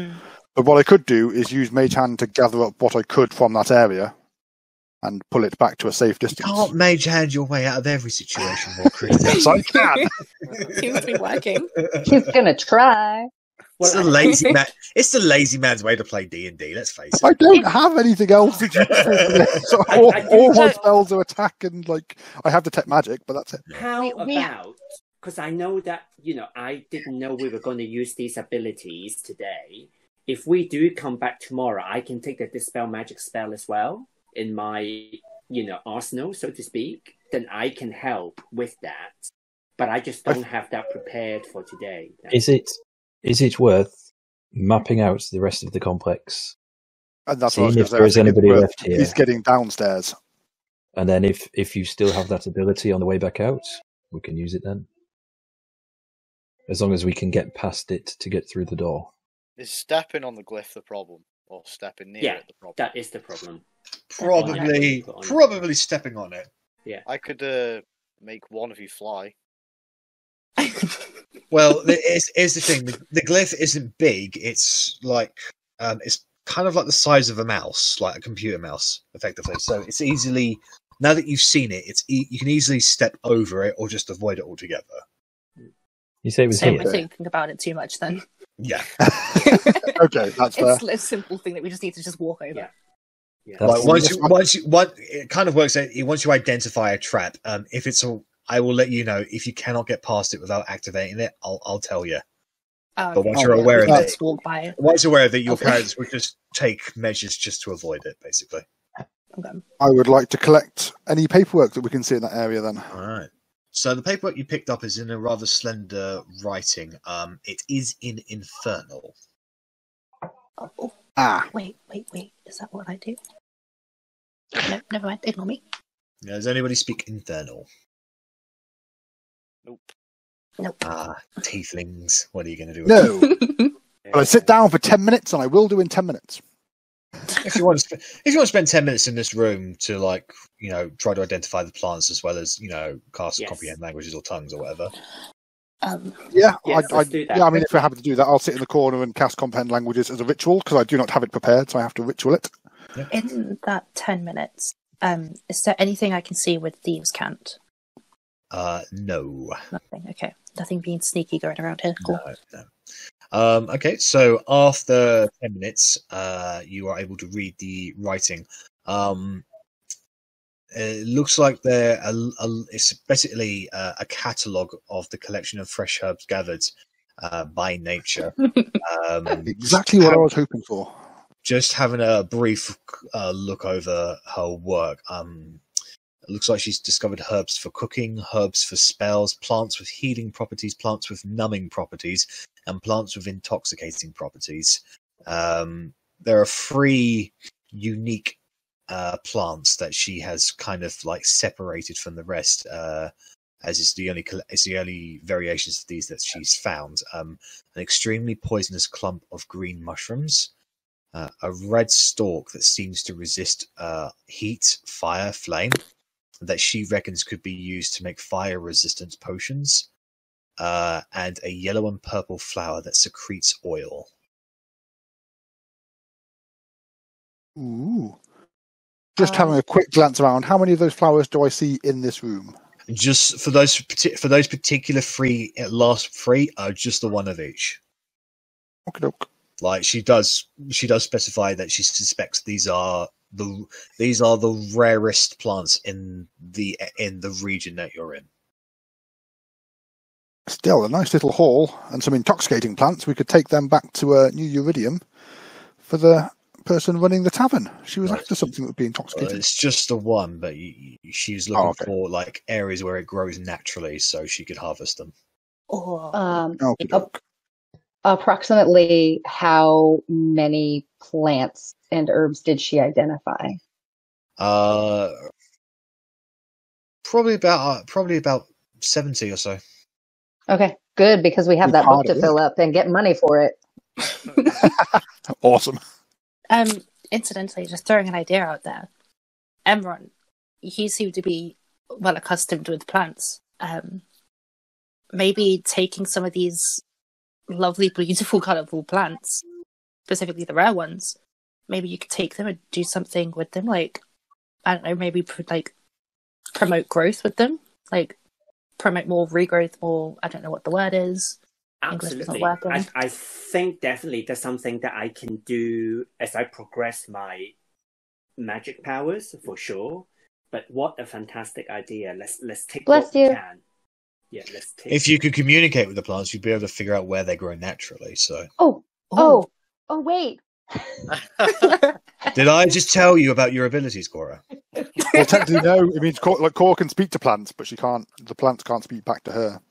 So, do you know, I can't do it today, but I can do it tomorrow. Yay! Well, that's okay, because we're going to have to gather these plants. I reckon we're going to get them upstairs eventually, but for now, I think it's very useful to have. But I just want to make sure there's nothing waiting for us. I can actually make them grow as well. That's one of the other spells that I can do. That's what I was wondering, but there's also another thing that I was wondering. There's guards outside, like our guards, like the safe guards. Right, yeah. Couldn't we just, one of us go up there, tell them to get these plants out and be careful of the glyph that's in there so we don't have to carry them? So not, walking around with some plants in our pockets.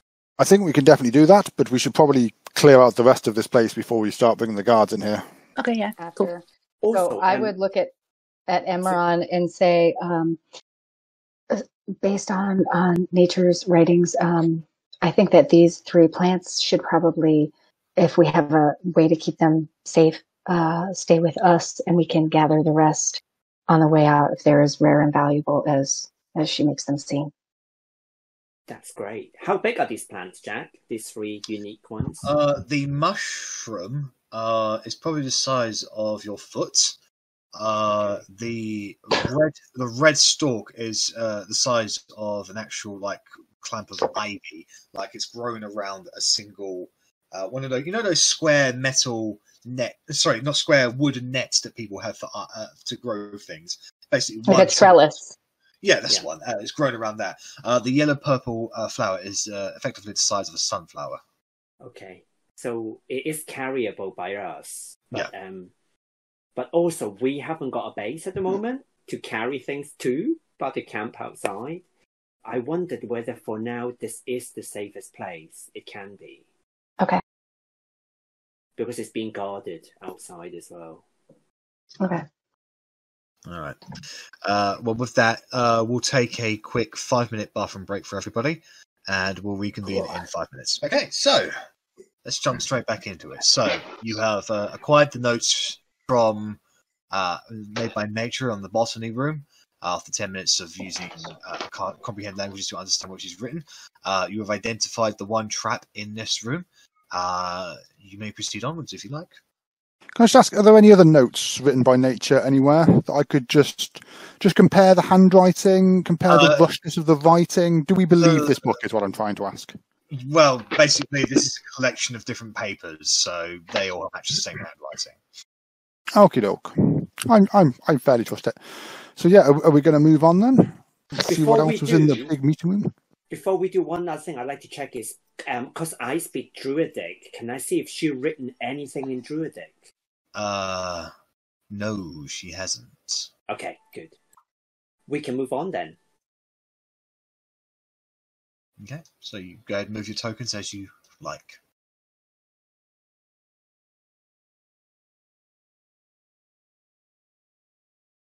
Very, very carefully moving around the glyph just to make it really obvious that is what I'm doing. I am aware. Just don't go in that space, basically. Okay, can I check the door? The door is open.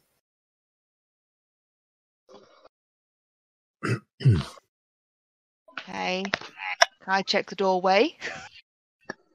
Is my detect We do not trust this place. anything?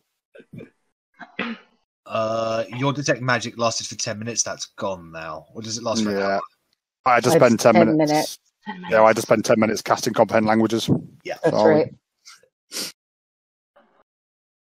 Okay, I'm going to investigate the doorway and like the first couple of squares into it. Okay, go ahead. And I'm going to give her guidance. Okay. In case she doesn't want to use her bardic inspiration, and I'll help her. And I'll help her as well. So you can roll at advantage, and you have guidance. D8 and a D4. And Woo! I don't think need you it. D4. Oh, amazing. That room is not trapped. I am confident this room is not trapped. Okay. I'll take a step in. I could wait for other people. Okay. You turned up. I'm going up. Are these stairs down from last? Yes, they are down. Okay, pick my head in there, take another investigation, just see what's about. Sure.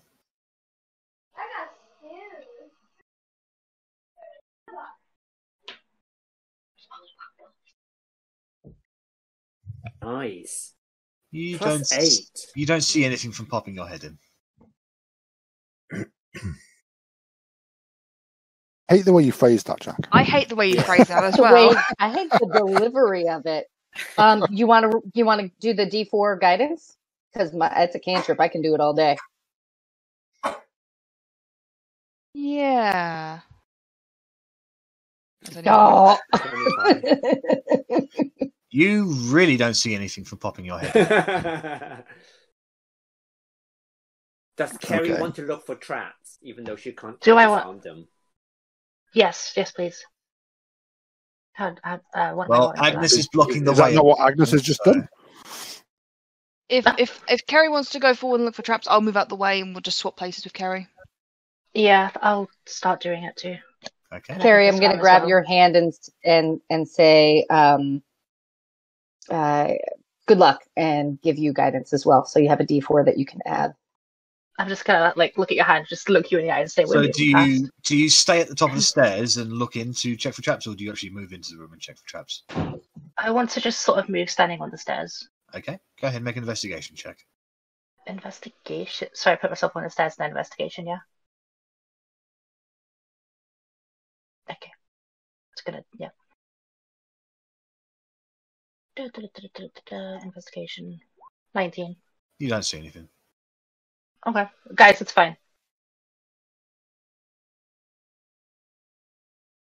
So I'm just gonna... Yeah, so I'll just tell, just guide, say, Carrie, we went around the corner and there's a room coming off there if you want to go down there. Yes. Can you just repeat that? That broke up for me. Sorry. Kind of like vague instructions that kind of go round the corner, and there was a big room down there. Oh, yeah. What is this yellow line? That is the door to the next room. Oh. Okay. But it is, the doors have been left ajar. So. Oh, okay. Alright. I'm just gonna make my way down to... Actually, no, guys, I'm gonna look at you guys and just say, are we gonna try to get through that door, or are we just gonna continue going down? When we came here last time, we only went to the big room and we met Dargon. We met him down in this big room, and that's where Maxwell was. Do you think we should split up? Potentially. No. I mean, I have no idea what this big room is. This is my first time here. But if you just point the direction, I'll go and look. So up, basically. Up, okay, so can I investigate the door then? That will come under your current investigation, as you have already. Oh, okay. So nothing wrong with the door then. Yeah. Nothing that you can see on. Can I? Okay. Is there Can I see beyond the door, through a little crack or something? You can see into the next room. The door has been left ajar, so it's kind of half open at the moment. Okay. Oh, the door's half open. Yeah. Sorry, I thought that meant it was. Yeah. Okay. I'm just gonna open the door then and just sort of walk in. Make a dexterity saving throw, please. Oh, easy peasy. Easy peasy. It's not, but alright. You have guidance. Semi easy peasy. As you have open, guidance. as you open, you do have guidance. You can roll a d4. Oh, okay. Add a d4. Add a d4.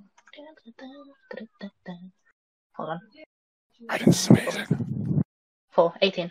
Okay, so as you open the door all the way, there was a jar that was on top of the door that was resting precariously. That falls out. You're able to jump out of the way as this yellowish gas just kind of puffs out around the immediate area that where your face and body just was. However, it dissipates after a few seconds and ceases to be. You've avoided. I can't potentially catch it, can I? Or that just as can't, can I? No, that was it. Okay. Yeah. Jack even warned us. He told us the doors were ajar. Oh wow! It's that bucket above the door thing, right? No. My kids did that to my husband the other day on April Fool's. Poor Chet. Alright. And I helped. So yeah, I'm Blame the kids, and I helped. I heard a tale in the old world once of a street urchin by the name of Culkin, Macaulay Culkin, who used to leave houses like this. He's got nothing on the new order. So I'm just gonna then go inside the door, inside the room. Okay. Alright. You can look around. So far, the door's safe, guys. Can I investigate the room then? Yeah, go make an investigation check. Okay. Da-da-da-da-da. I started on the spiderweb. You can't see anything. Looks safe, guys. I'm just gonna go through. No, I'm gonna go. That's how I play my rogue too. He's died twice. Oh, so have I. No. This door, I want to investigate it. What are these rooms that we are passing through? What could we see? They're effectively just crates. Okay. Like Cool, down everything's here, down here, you can see just a few more like tables and knickknacks and collections. So yeah, you're investigating the door. Please make another investigation check as you're investigating the door itself. Fuck's sake. Oh, looks safe too. You can't see anything. Again, guys, it's completely fine. Honestly, I don't know why you're scared. I'm going to shout back upstairs. So as you walk and through, Agnes- can you make a Constitution saving throw, please? Constitution. Yeah. Oh, I'm good with that. Okay, Sort so of. as you walk through, you activate a proximity glyph on the other side of the door, and this greenish gas immediately bursts out. You take, I'm asthmatic. because that was a fail. You take Mm-hmm. 3 points of poison damage, and you are poisoned. Lovely. Can a healing potion get rid of that? I'm not gonna do that. A No, healing that's really potion good. does not get rid of the poison effect. It only gives you back hit points. Just a massive healing potion for 3 hit points. Lovely. Okay. Are you going to I'm have gonna- that healing potion for 3 hit points? Nope. I was just checking. I'm going to shout back up the stairs. Agnes, I think we need you back. There are lots of traps being set off ahead of us. Terry doesn't seem It's to be fine, doing guys. too well. She's Stop back in laughing. shield mode. There he takes over one room and sets off 2 traps. She keeps saying it's safe, but I don't think she knows the meaning of it. Safe for me. Alright. I'm gonna continue going through again. All right. Do you cough and so- choke as this gas gets you Yes. loudly? Yeah. Loudly. So everybody hears Kerry coughing, and the gas once again dissipates after a few seconds. And anybody who goes close up to her can see that she's just got this sickly green, veiny colour over her face at the moment. Do you Green's my mind, favourite your colour, lady? guys. Do you mind, your What? lady? And I put a hand towards her forehead. I'm just going to, Go ahead. and then I'll use 5 points of lay on hands to cure the poison again. Okay, so you're no longer Right. poison, Kerry. The veiny, the greeny veins in your face dissipate. I mean, green is my favourite colour, but thank you. They were killing Okay, I'm you. just gonna. It was a killer look. Alright, I'm gonna continue on forward. So the door, No, I'm not. No, I'm not. the sorry, door, I just the realised I went through the door door. to the next door to your right is fully open, and it seems to go into a much Oh. larger room. Looking ahead, you can see a hole in the ground where you can hear some running water, and there are loads of chests and crates around as well. Ooh. Okay, I'm just going to relay that information onto the others. You can see a large table in here with a whole bunch of things. Pardon? You can see a large table in this room with a whole bunch of tables, chairs, letters, and papers as well. Okay, I'm just going to take a quick investigation of this, the vicinity that I can see. Yeah, you just investigating the room from your current point of yeah. Sure, go make another investigation check. There is a wire trap by your feet, right in front of you, on the other side of the door. All right. To potentially disarm it, can I do that? Do you have thieves' tools? I don't think so. Then how will you disarm it? I'm just gonna look back at everyone and just be like, okay, guys, can we just back up a little? So that everyone can hopefully get, without, away from whatever's going to happen. I'm going to follow suit, and I'm just gonna try and throw a dart at it. Just willy-nilly, just throw it so it trips it off. Okay. From your current location? No. Hold on. There we go. I'm going to just sort of go near Sparhawk. Was it Sparhawk that healed me? Or was that Isaac? Yeah, it's Sparhawk who healed you. Sparhawk. Okay. He's the safety map. Okay. And then I'm just going to do that. Go ahead and make an attack roll with the dart, please. I can do that. It's a very thin piece of wire, so. However, you were able to catch it. Twing! At that precise moment, a blade that was basically stuck neck height on the other side of the wall immediately just comes screeching forward and would have decapitated you, but it gets embedded in the doorframe instead. Twing! I look at Sparhawk and say, "Can you heal that?" And then just continue walking through. What, the doorframe?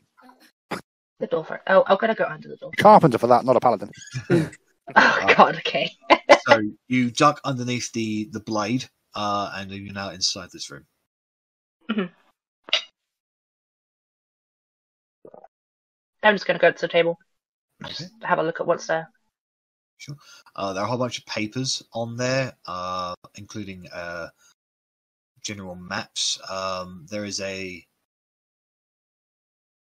it's mainly just paperwork. However, there is a various collection of notes in regards to. Well, no, basically, there's a vast collection of chests and crates in here as well. So there's notes, chests, and crates in here.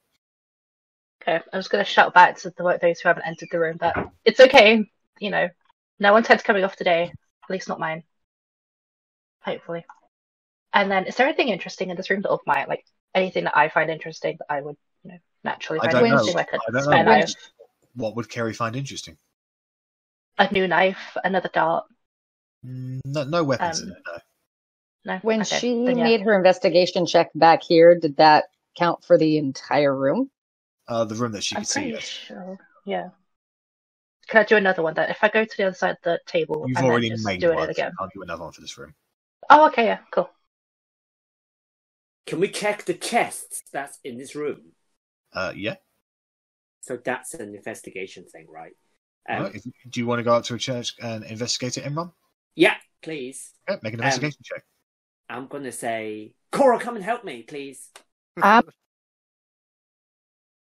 I will put my hand on you and say good luck. You get advantage because I'm helping you? Yeah. And then guidance? Crap on both rows. Imran. Roll a d4 for your guidance as well. Oh, God, okay. D4. 3, so 10. That makes 10, yeah. Okay. It's a pretty chest. That's a pretty chest. Does someone want to look more into that?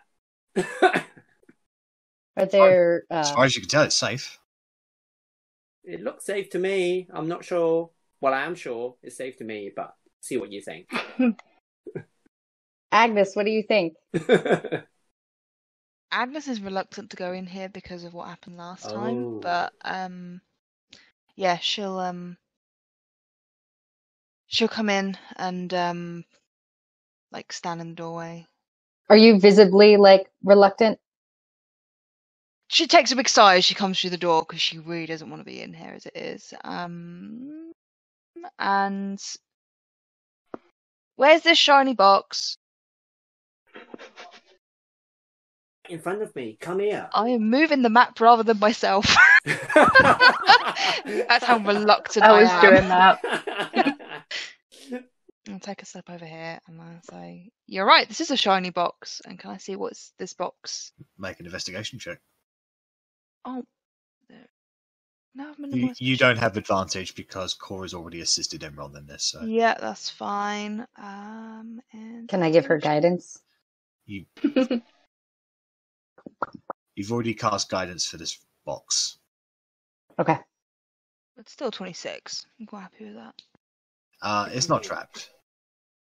It's not necessarily traps I'm looking for. I'm just trying to work out what it is and like, is it just a shiny possession box? No, it appears to be a container. Of gas? You don't know. You'll have to open up and find out. We're so paranoid. I mean, if everyone wants to step back, I could open it with Mage Hand. Yes! Well, You haven't used it from the first, like since the first room. You know, I gave it something. I will use Mage Hand to open the box. And the box opens. It's just like this. Candy. Just some candy. Any mysterious gas fly out? No. I'll go look inside. Okay. What's in it? You go up to it. Looks like it's full of coins. Oh! Money, money, Are we money. terrified of money? Gosh, we need to get our priorities straight. It's expensive to be a wizard, you know, guys. How much do we have?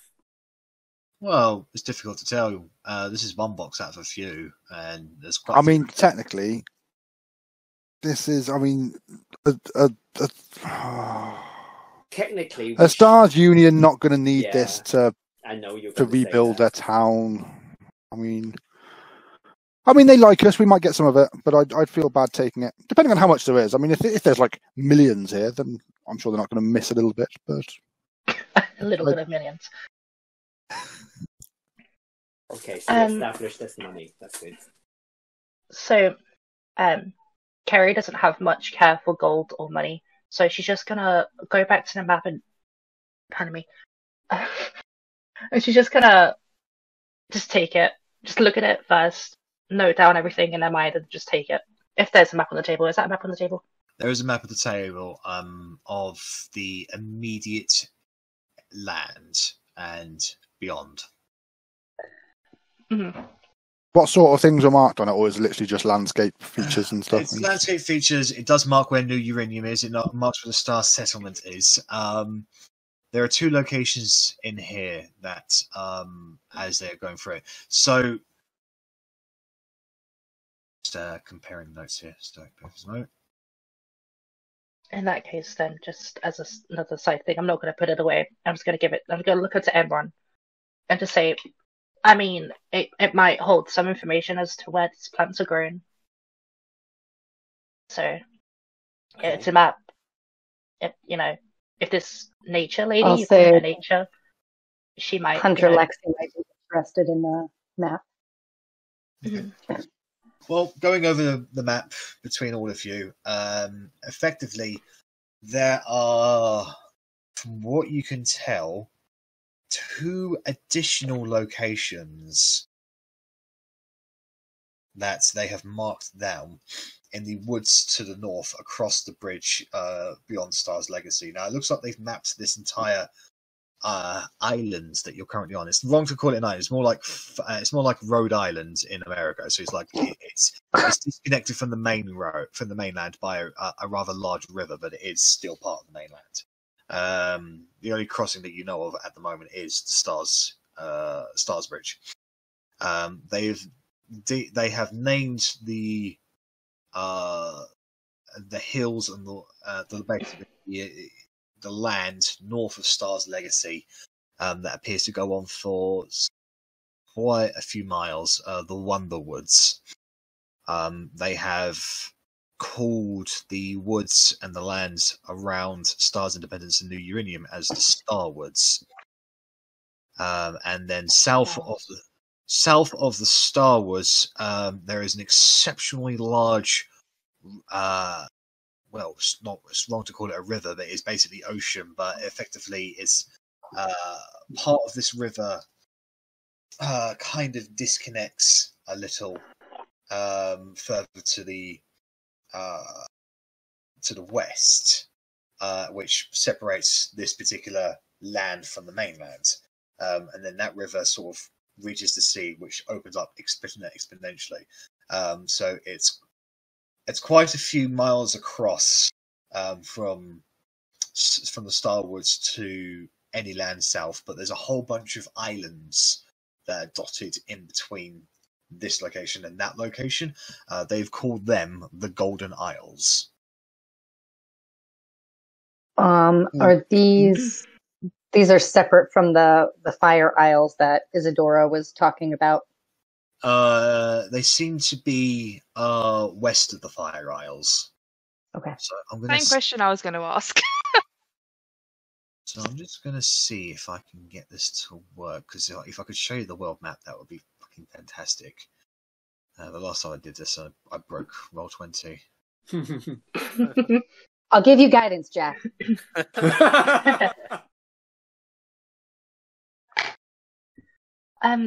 Who did I gave the map to Emron, right? You can. Do we have a designated map keeper? You're now the designated everything okay. keeper for me. I'm kidding. I'm just gonna go up to him and just be like, "Is everything here named after star? Just stars, stars, Oh, Starland." yeah. I thought the purpose of this entire new world was its, emphasis on new. Do you think these are the places they're heading next? Like they're on the way to these places? They all have very fancy names. They do. I mean, I don't know any of these places. Do you? No, this is the first I've heard of it. What about the rest of you guys? Have you heard about these places before? No. Don't think so. I'll look at Carrie while Jack's loading the map and say, Stars, are you from the one side of the river or the other? You sound a little like you might have come from Star's Independence, where they don't really love the Starfest. I'm not really from either side, but I don't particularly share I'm not fond of the Bat family and their deeds. Mainly the big old woman that's in charge of it all. Well, she's not in charge, but you know what I mean. But yeah, I'm more independent than unified, or whatever the other part was. Legacy. Can't get it. Legacy. What if I got rid of that? What if I put Agnes in there? What would Agnes say?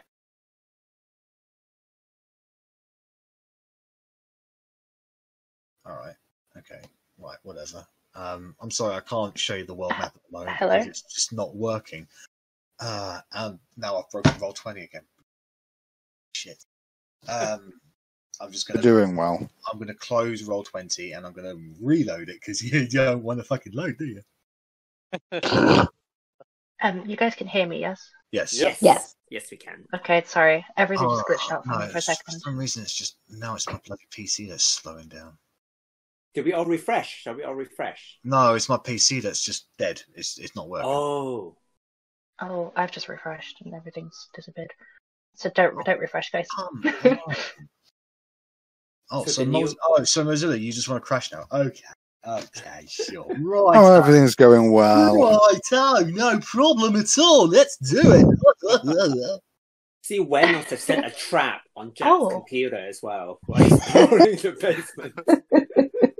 Well, now I can see Chris. Hello, I love the hair.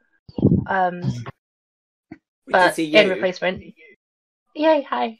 Wait, can you all see me before? Please. Yeah. Okay, cool.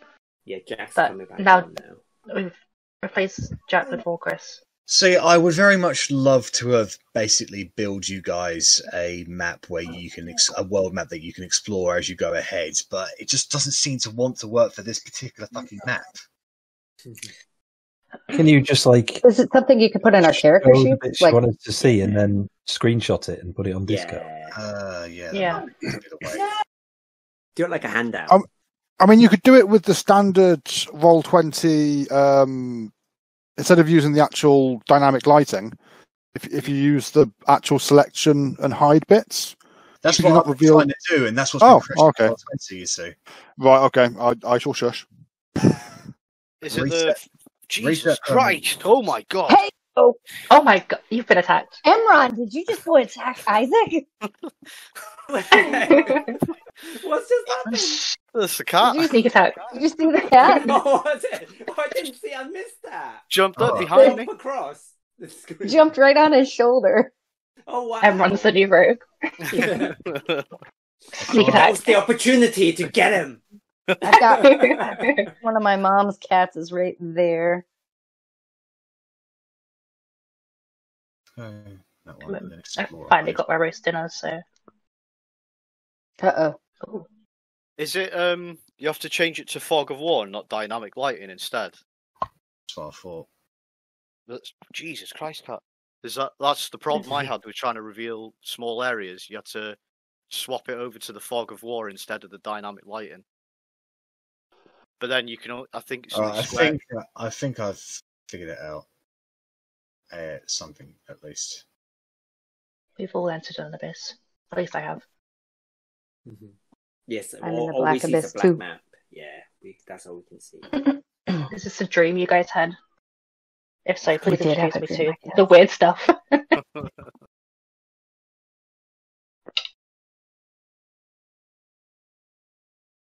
I have to do it like square by square, which is not ideal, but it's really annoying. Yeah. I thought you could hold Alt or something to make circles, but it doesn't work. Incidentally, guys, if you can hear me eating, please tell me. I do not want anyone to hear me eating. I'm sorry if you do. I can hear you talking. That's worse. Aww. Hey, Carrie, hey, Jack. whoa, hey, listen. Same city. That was your careful. official welcome. Careful. Meow. I'll send Isaac's cat. Yep. I said Emron. Everyone's coming.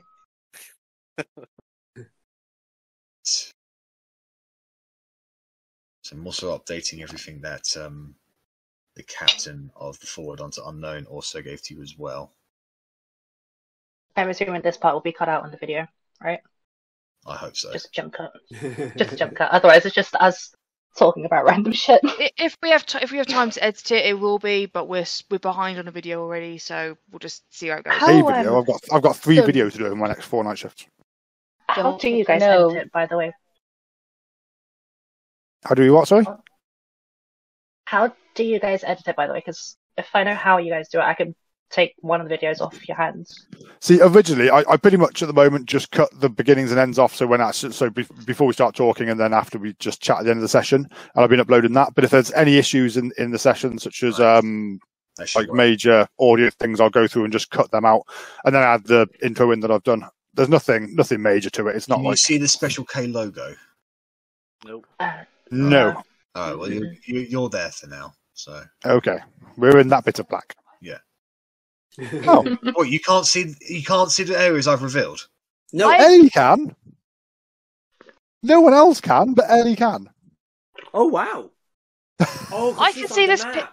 This is my ping right here. It's blue. That's what I can see. The circle around there. You are shitting me. Maybe zoom out, maybe guys. If we try and zoom out. Yeah, no, I've zoomed out. There's definitely nothing on my screen. Same for me. Ellie no, can't mine's just see an it. ever-growing abyss.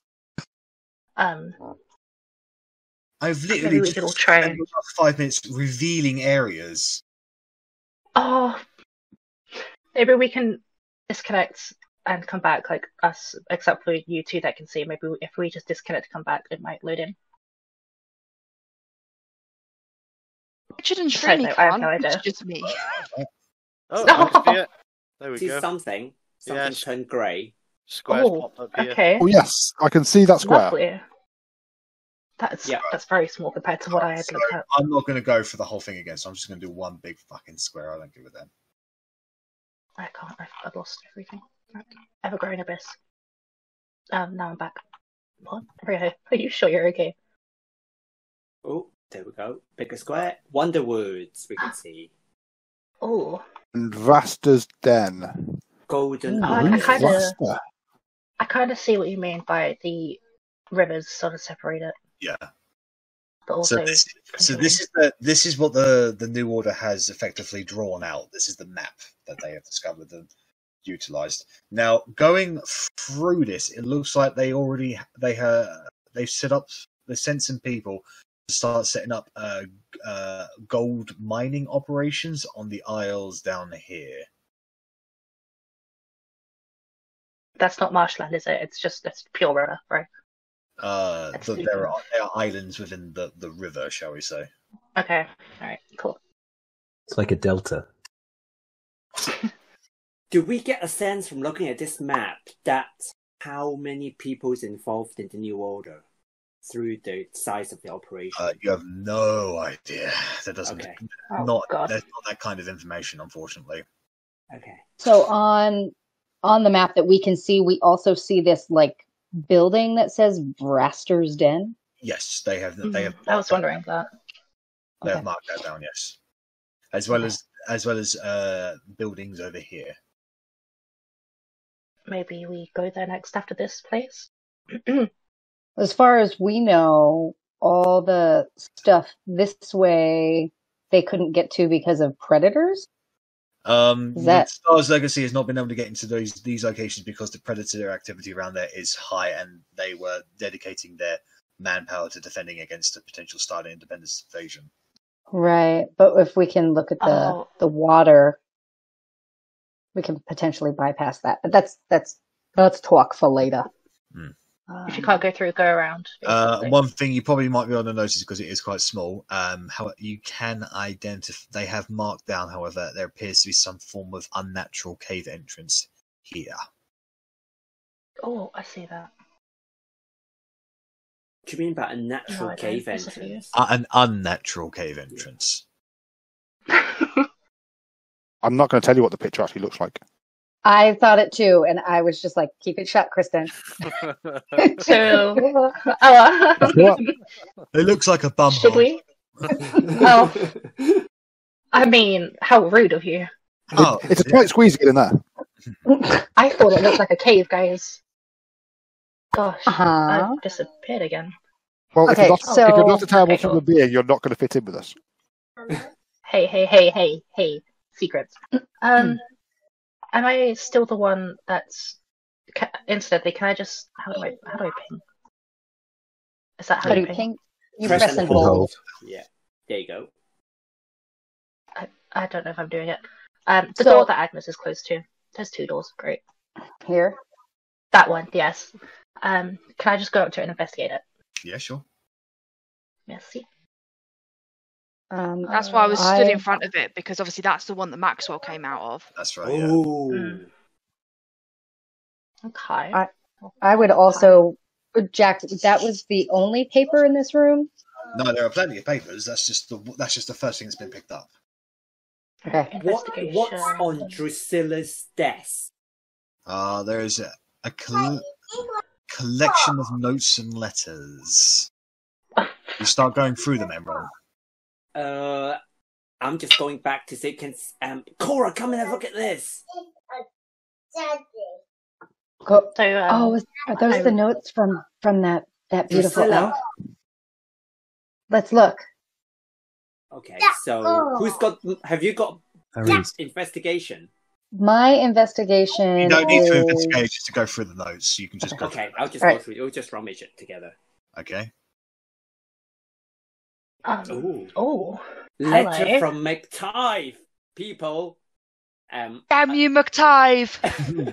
A letter from Lance McTive dated 3 weeks ago. Doggone, my employer is most impressed with your recent work. Wenos recommendations have served us all well. New uranium was an oversight on the company's part. We just got the order to start taking the settlers before they touch down.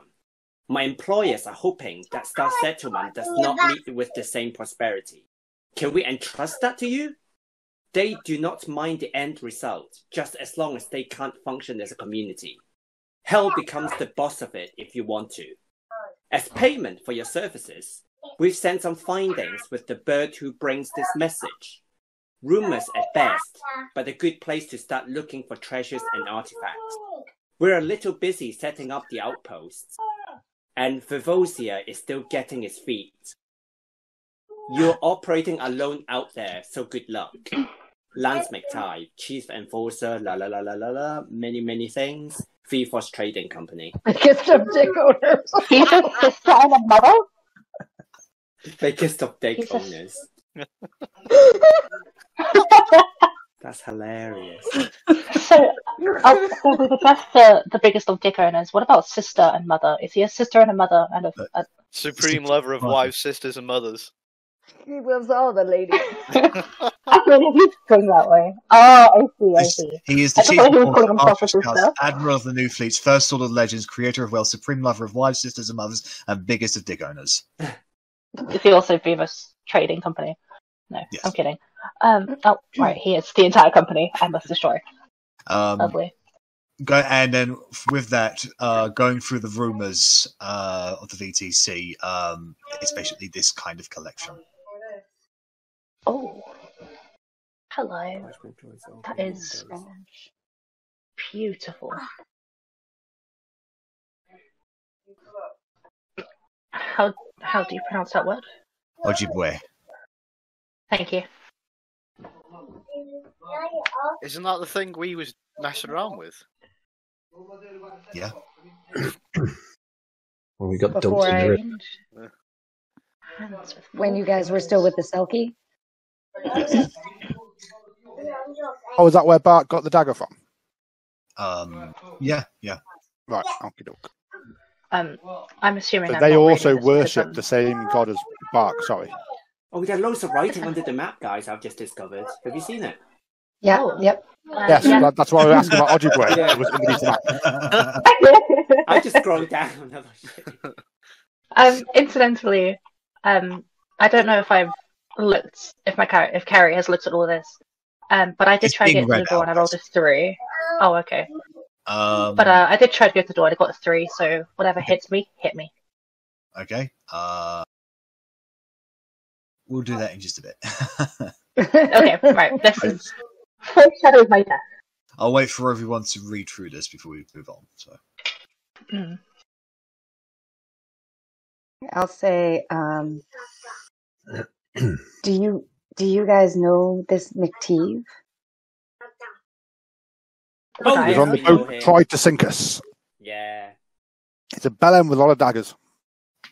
He killed Captain Matthias. Chuck, I wouldn't know him, would I? From Vivos? No. No, okay. Just a random name who sounds like a chip brand for me. Anyway. Kerry, if you are aware of anything, I'll let you know. Thank you. Were there any other papers back here on this table that I missed? No, this is basically a whole bunch of papers that you're going through, discovering. Okay, all right. This is all the information that you will get. Okay. All right.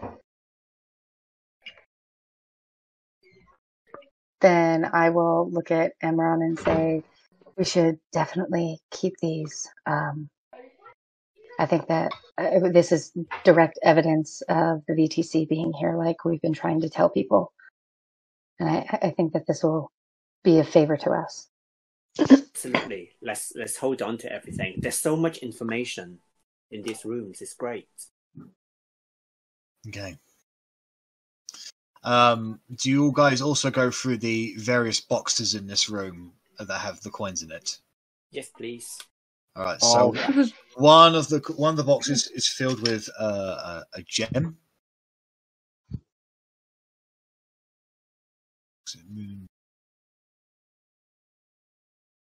So these particular gems, they're a translucent white with a pale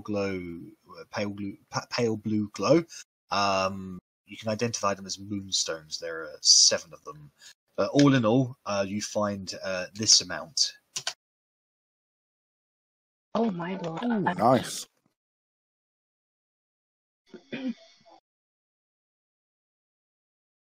The moonstones in the old world generally had a trading price of about 50 gold pieces. Each? Oh, okay. Yeah. Are they valuable for spells or components at all, or depending if the spell requires a moonstone component? I would look at you, Borkris, and say, I know how you felt about the money, but I know the good that we've done and you've been able to do to help this community. I think that the moonstones should go with you in case we need them for spell casting. I mean, I can definitely store them away if they have a use. Fantastic. If not, we can sell them and buy something that will give us a use. But yes, we can look after them for now. At that precise moment, you hear a click as Kerry opens this door all the way. Nothing seems to happen, Kerry. You walk in? Yeah, I walk in. Can you make a dexterity saving throw, please? Fuck. Oh shit! I thought I was okay for a second. Dexterity saving throw. Yes. Not okay. Not okay, guys. Shit. Okay, so as soon as you step through, the ground beneath you collapses and you start falling. I would cast Featherfall. All right, so now she's flying very softly down. As you look down, you can see that you're very slowly approaching a whole bunch of spikes. Shit. I would chuck a rope down. Can I make chuck a rope faster than she Featherfall? Make a dexterity check, Chris. Oh god, sorry. This is like a 10-foot drop. So, incidentally, can I just Misty step back up? Can I see like a wall to Misty step up? Yeah, no, you can I just do that? So you throw rope down there, Chris. I want to play behind him. However, Kerry is gone, and you're like looking around, and you just feel a tap on your shoulder, and Kerry is there. Nope. Yeah, I don't know who that is tapping on her shoulder. I'm trying to work out what magical portal is down this hole. She just vanished. Volk, I'm... Hi. Hi. I pull my rope back, sighing. Just as just extra flavour, Misty Step for me looks like I just... greenish. Literally, yeah. Like green, whitish, just sort of streaks of... Kind of like lightning, but not lightning, just gone. And appear back. Can you roll a d20 for me, please, Kerry? I can do indeed. Once I pull my rope up, I'm going to turn around. I'm going to turn around to Kerry and say, maybe, just 7. maybe, you should let Agnes do these. Okay, cool. Do the investigation checks. Pardon? I said, just maybe you should let Agnes do some of these investigation checks because you don't seem like you're very good at them. I mean, you saved us in battle, but you've set off 3 traps in here. You're worse than some guy Renas I know. Hey, listen. I'm having fun. I'm teleporting around, guys. I'm fine. Okay, it's fine. It's all fun and games until you go down again. So, do you want to be going into that room? I want to just jump over. All right, make a quick acrobatics check, please. If I fall over, I'm Misty stepping back out of that shit again. All right, athletics, yeah. Not Featherfalling you again. It's just can I not do that? Actually, can I just not jump over? Just let someone else do that. You've already decided to do it. Okay, all right. That's athletics. I asked for acrobatics. You may reroll. Acrobatics. Oh, thank you. Fuck. So Kerry just goes, "I'm having fun," and she immediately just takes a step forward, and she starts falling down again. I want to step back up again. All right. So once again, she appears just before the cliff. I'm gonna walk over. You roll another d20, please. I'm gonna. I'm loving this. Sorry. 18. No wild search today. Okay. Today. I'm gonna walk over and I'm going to grab her by the hand and say, I think that Borkris was right, and if you're gonna come along with us, I think we need to act as a team and do what's best for the team. So Did you see this paper over here that we found? And I'm going to try and lead her back to the table. I follow. I follow. These round things over here, are they little tables? Yes. I will go over there, I shall grab a little table, I shall walk over the hole, I shall put the little table over the hole, creating a bridge across the hole. Easy done. Easily done. Smart guy. So you are able to walk across without much issue. I would so Agnes you've killed my pit. Your pit would I'm be fine. assuming that I see I am reading Agnes's body language, and I'm gonna walk up to her and I'm gonna just kind of stroke her on the arm, and I'm gonna say, if you don't want to go in there, you don't have to go in there. I can go with Warcris. I gotta go in there. I gotta go and make sure that his vileness is gone forever. It'll haunt me otherwise. Then I'll say, then I'll be by your side every step of the way. We can go in together. Okay, so you walk into the room. When you get in there, all you see is a bunch of beds and a stack of crates by the wall.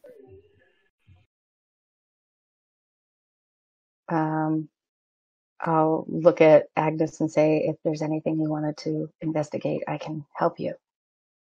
Yeah, I just want to check and see if there's any of his belongings in here. And make an investigation check.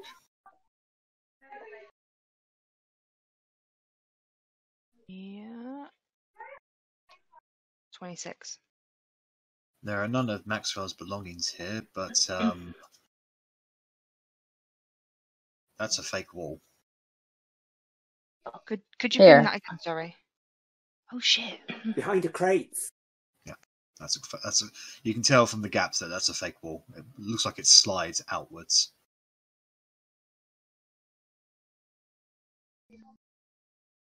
I'd stick my head right behind the door and just say, "We found a fake wall, by the way. We're going in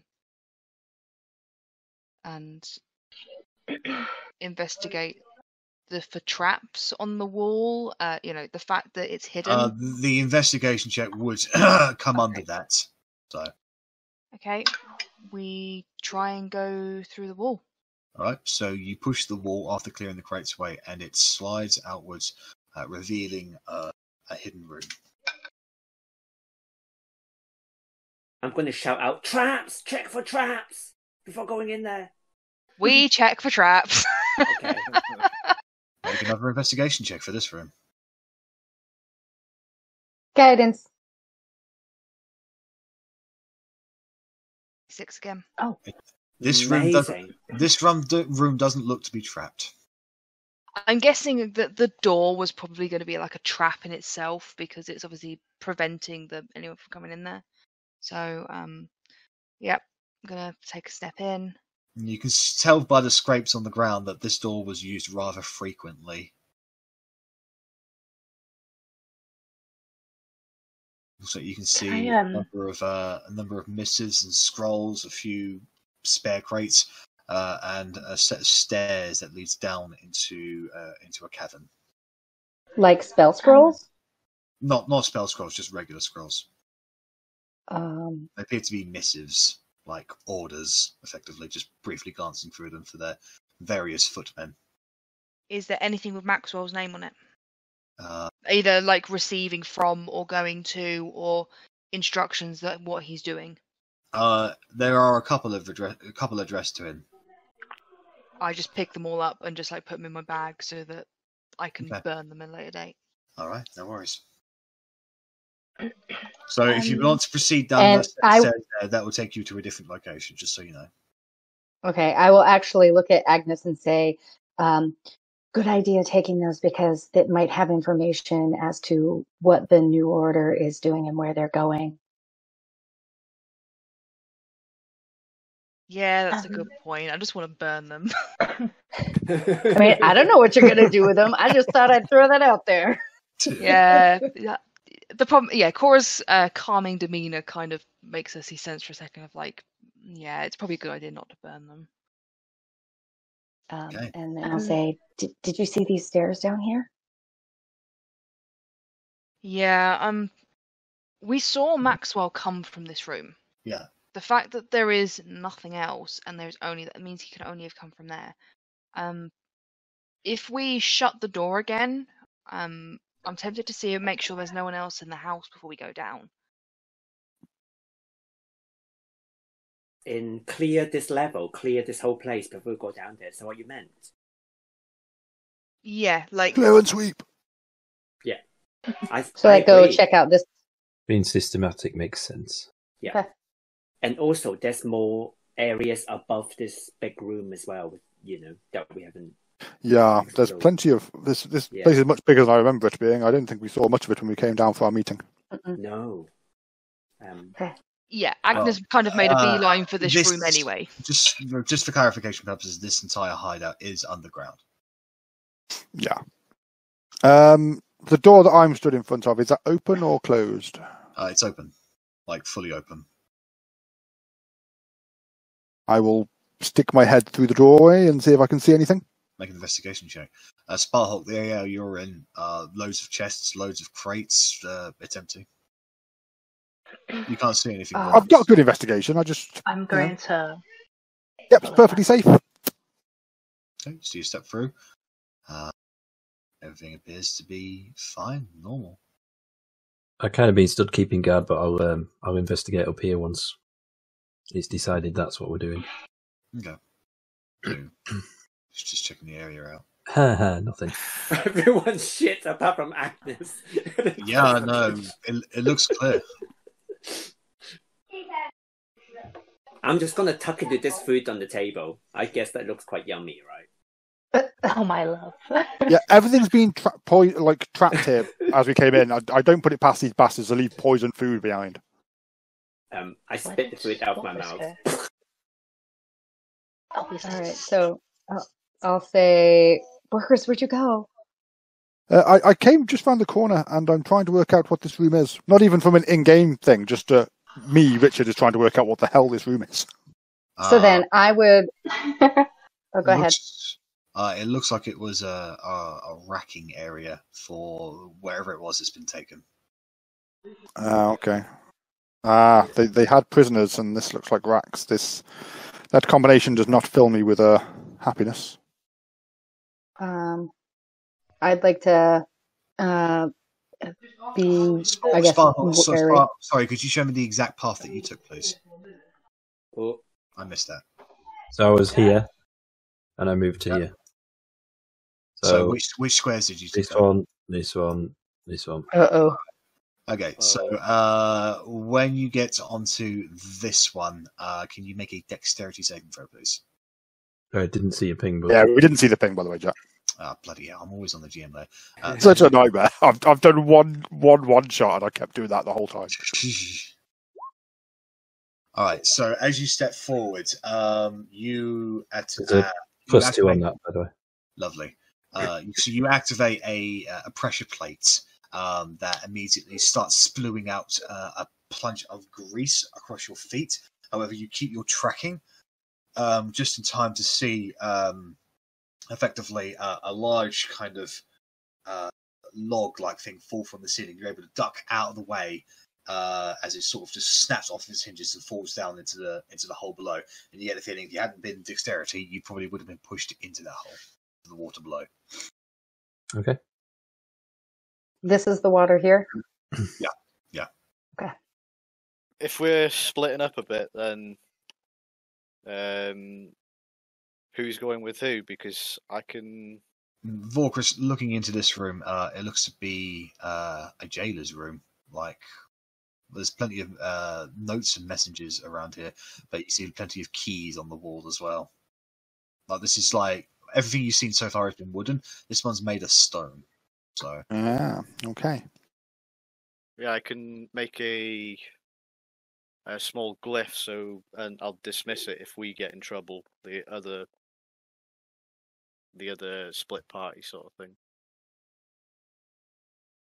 I'm confused. What would your glyph do?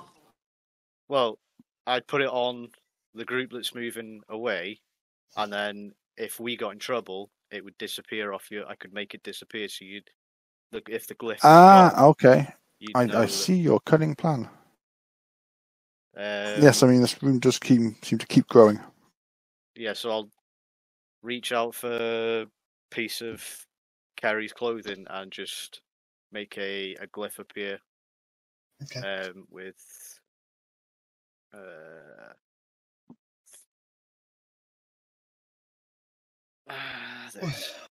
that one.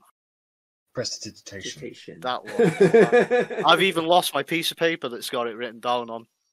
Oh, I've got to do another message.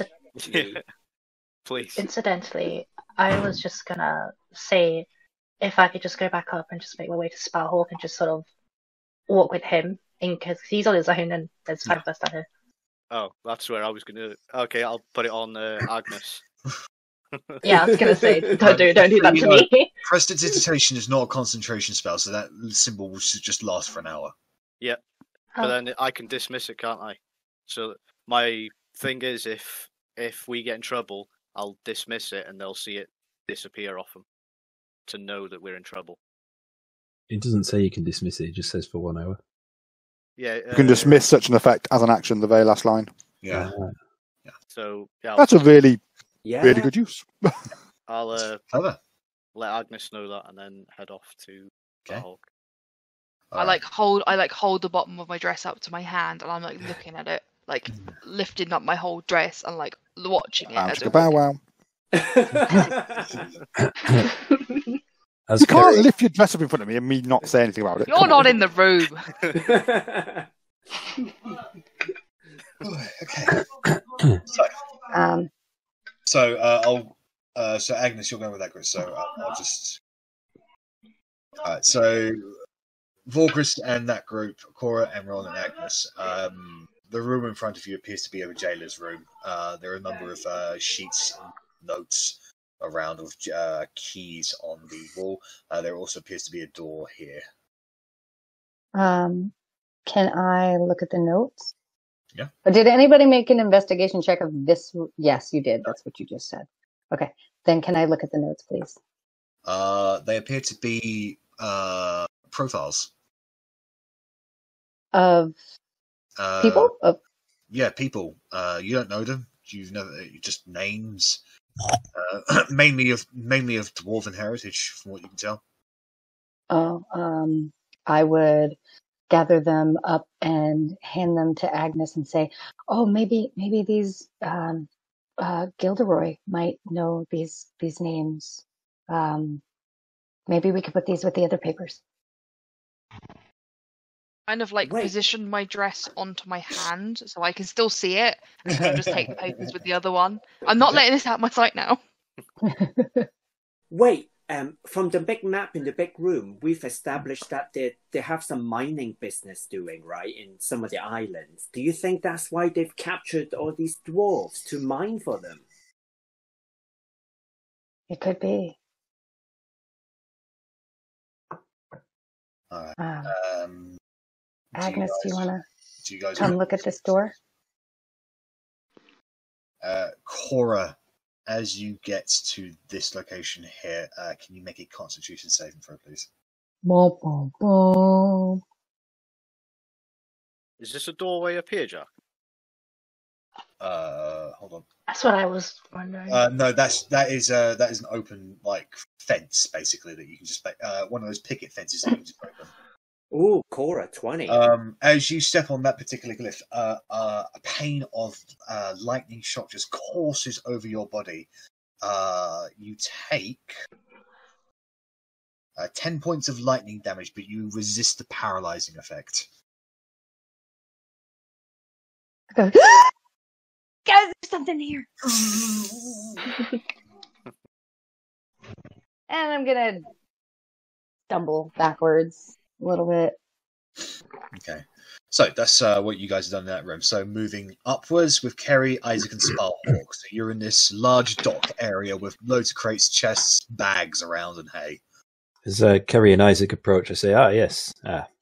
I've made an extensive check of the area. I've managed to discover this trap here. I've yet to actually open any crates or chests. It's not my forte, I'm afraid. Have you, by any chance, looked here?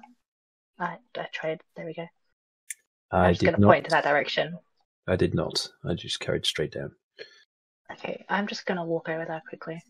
Okay. And just check if that's just like a genuine room or if it's another corridor. I can't move. Hold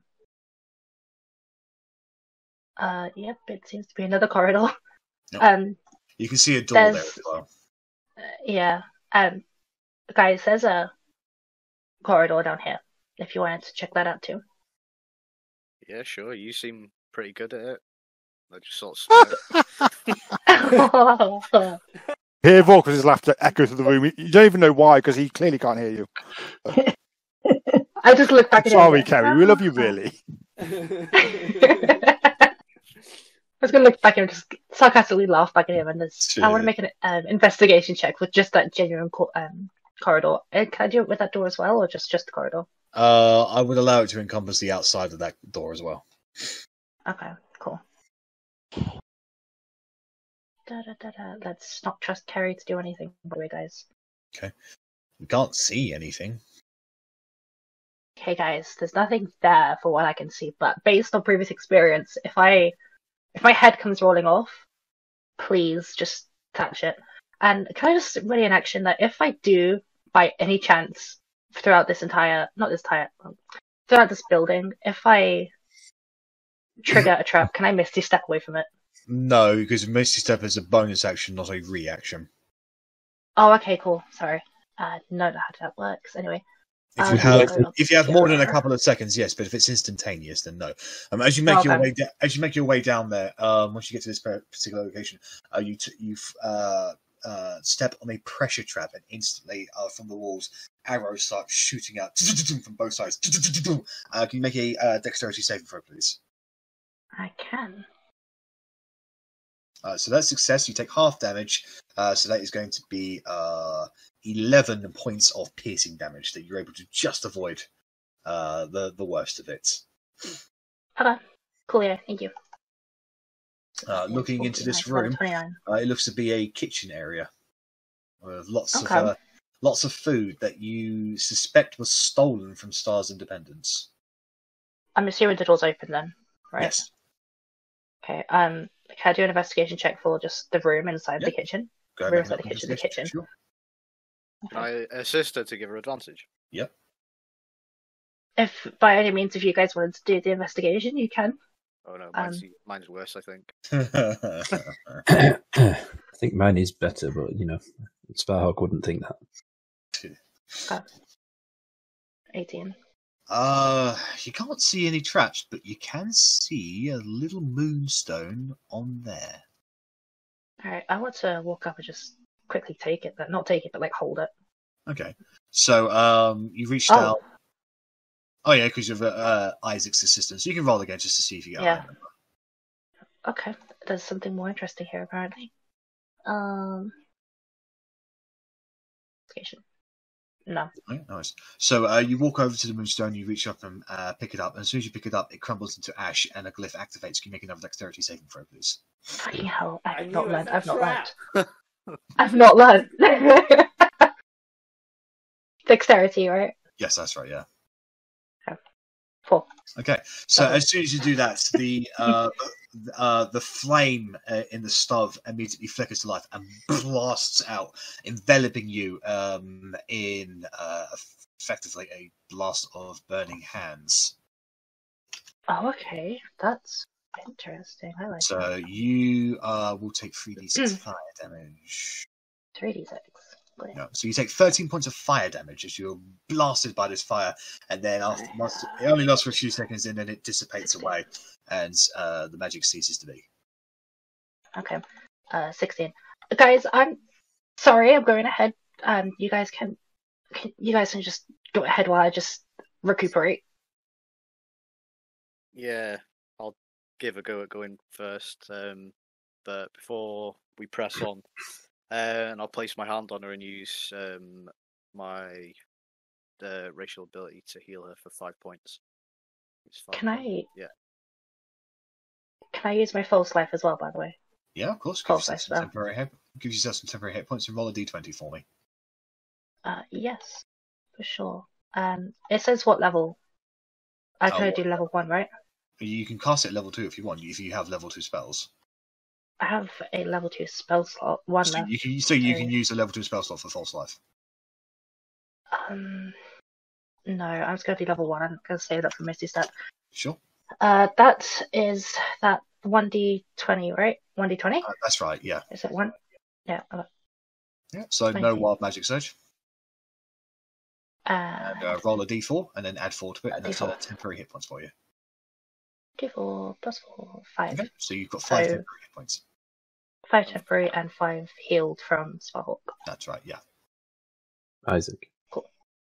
Thank you. See on this, Isaac. Would you like me to check this door out for you? Yeah, I'll give you a hand. I'll move up to the door and visually check it. Well, the door is half ajar, and looking inside, you can see a much more cushioned area with blue carpets and cushions. Having seen what's happened to people going ahead of me, I'm still going to check the door itself. Sure. Make an investigation check, please.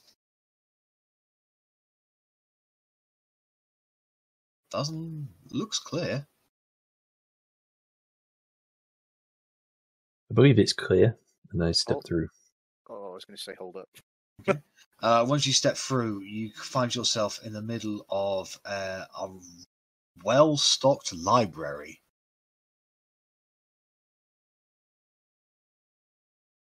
A bookish type has been here.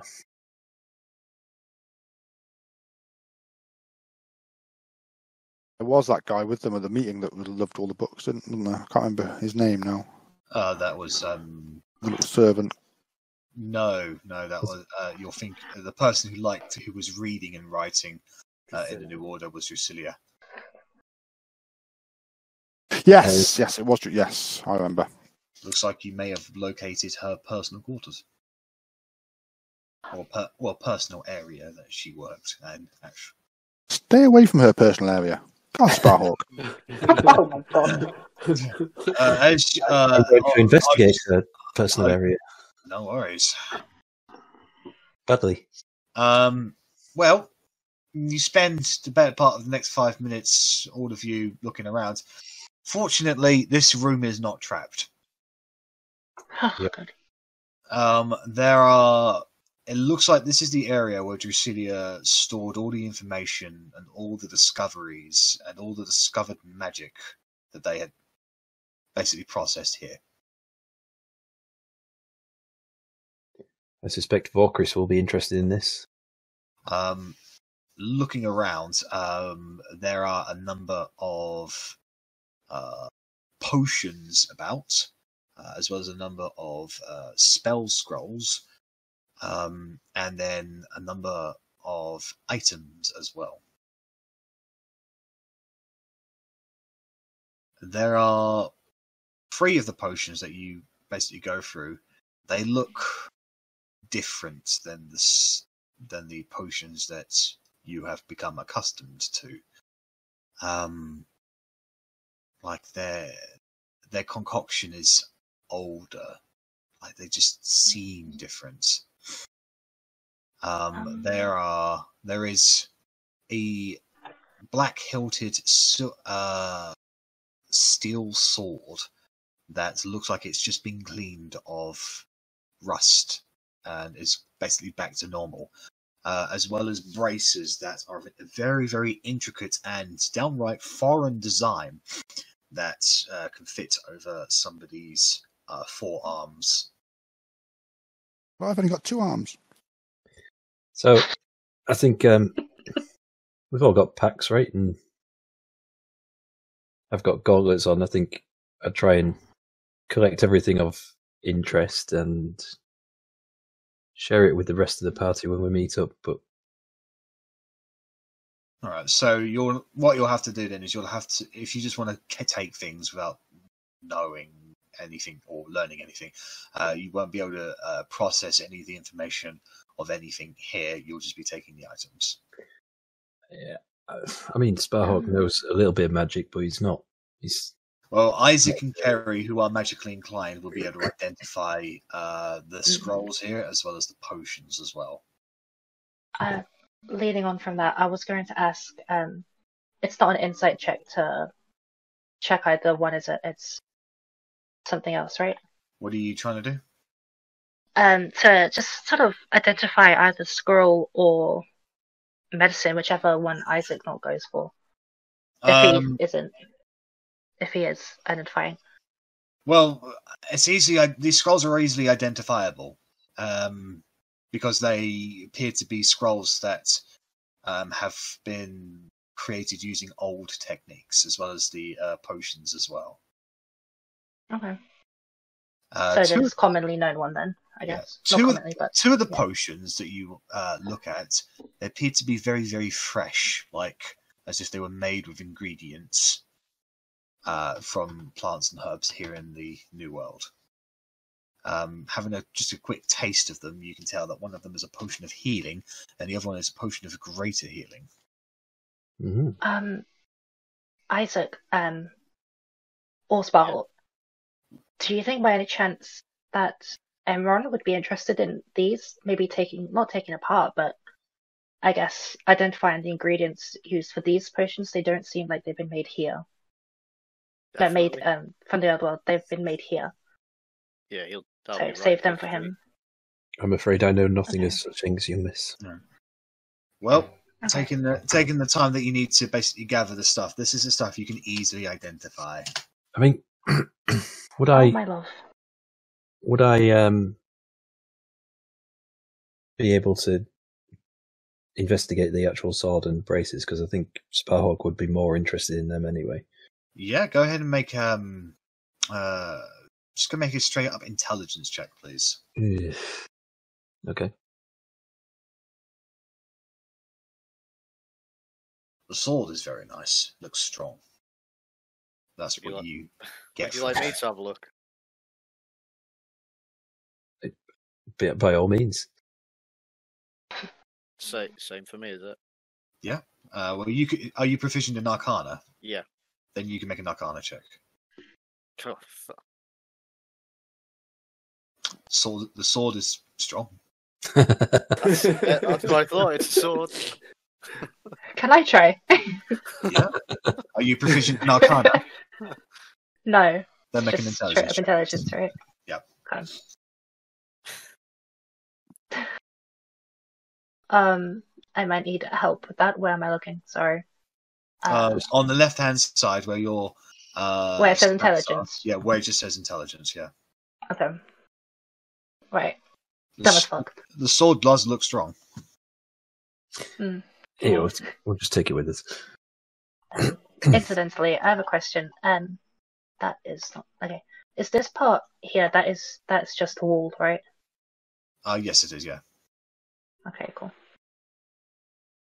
Then yeah, I'm ready to go. Those things that you've listed in the chat, Jack. Yep. That doesn't include the 3 old potions that we don't know where they are. No, that doesn't. You don't know what those potions are. Okay. I can't do any type of check to see what that is, can I? You'll have to sit down for an extended period of time to try and discover what it is. Okay, you can't just look at it and be like, "Oh, that's that," sort of thing. Okay, yeah, no problem. I'll just continue on then with you guys. Okay. So do you take all of the items? Who collects the items? I don't trust myself for taking anything. I just picked up a stone and got blasted with fire. Someone else can do it, please. Oh, God, then I'll swallow the bait. Okay. So I'm going to put a few things in your inventory, in your journal, okay? Okay.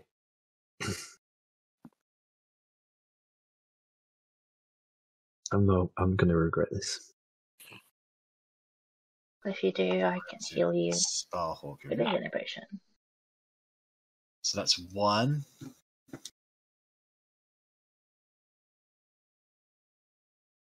Okay. 2. Okay. And 3. Okay.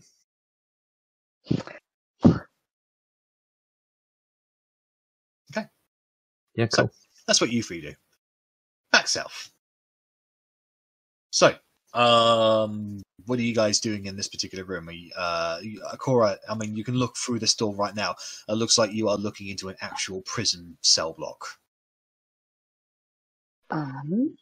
Well, so when I came over here, my intent was to investigate. So I'd like to, I'd like to do that. Sure, make an investigation check. What are you investigating again? Sorry.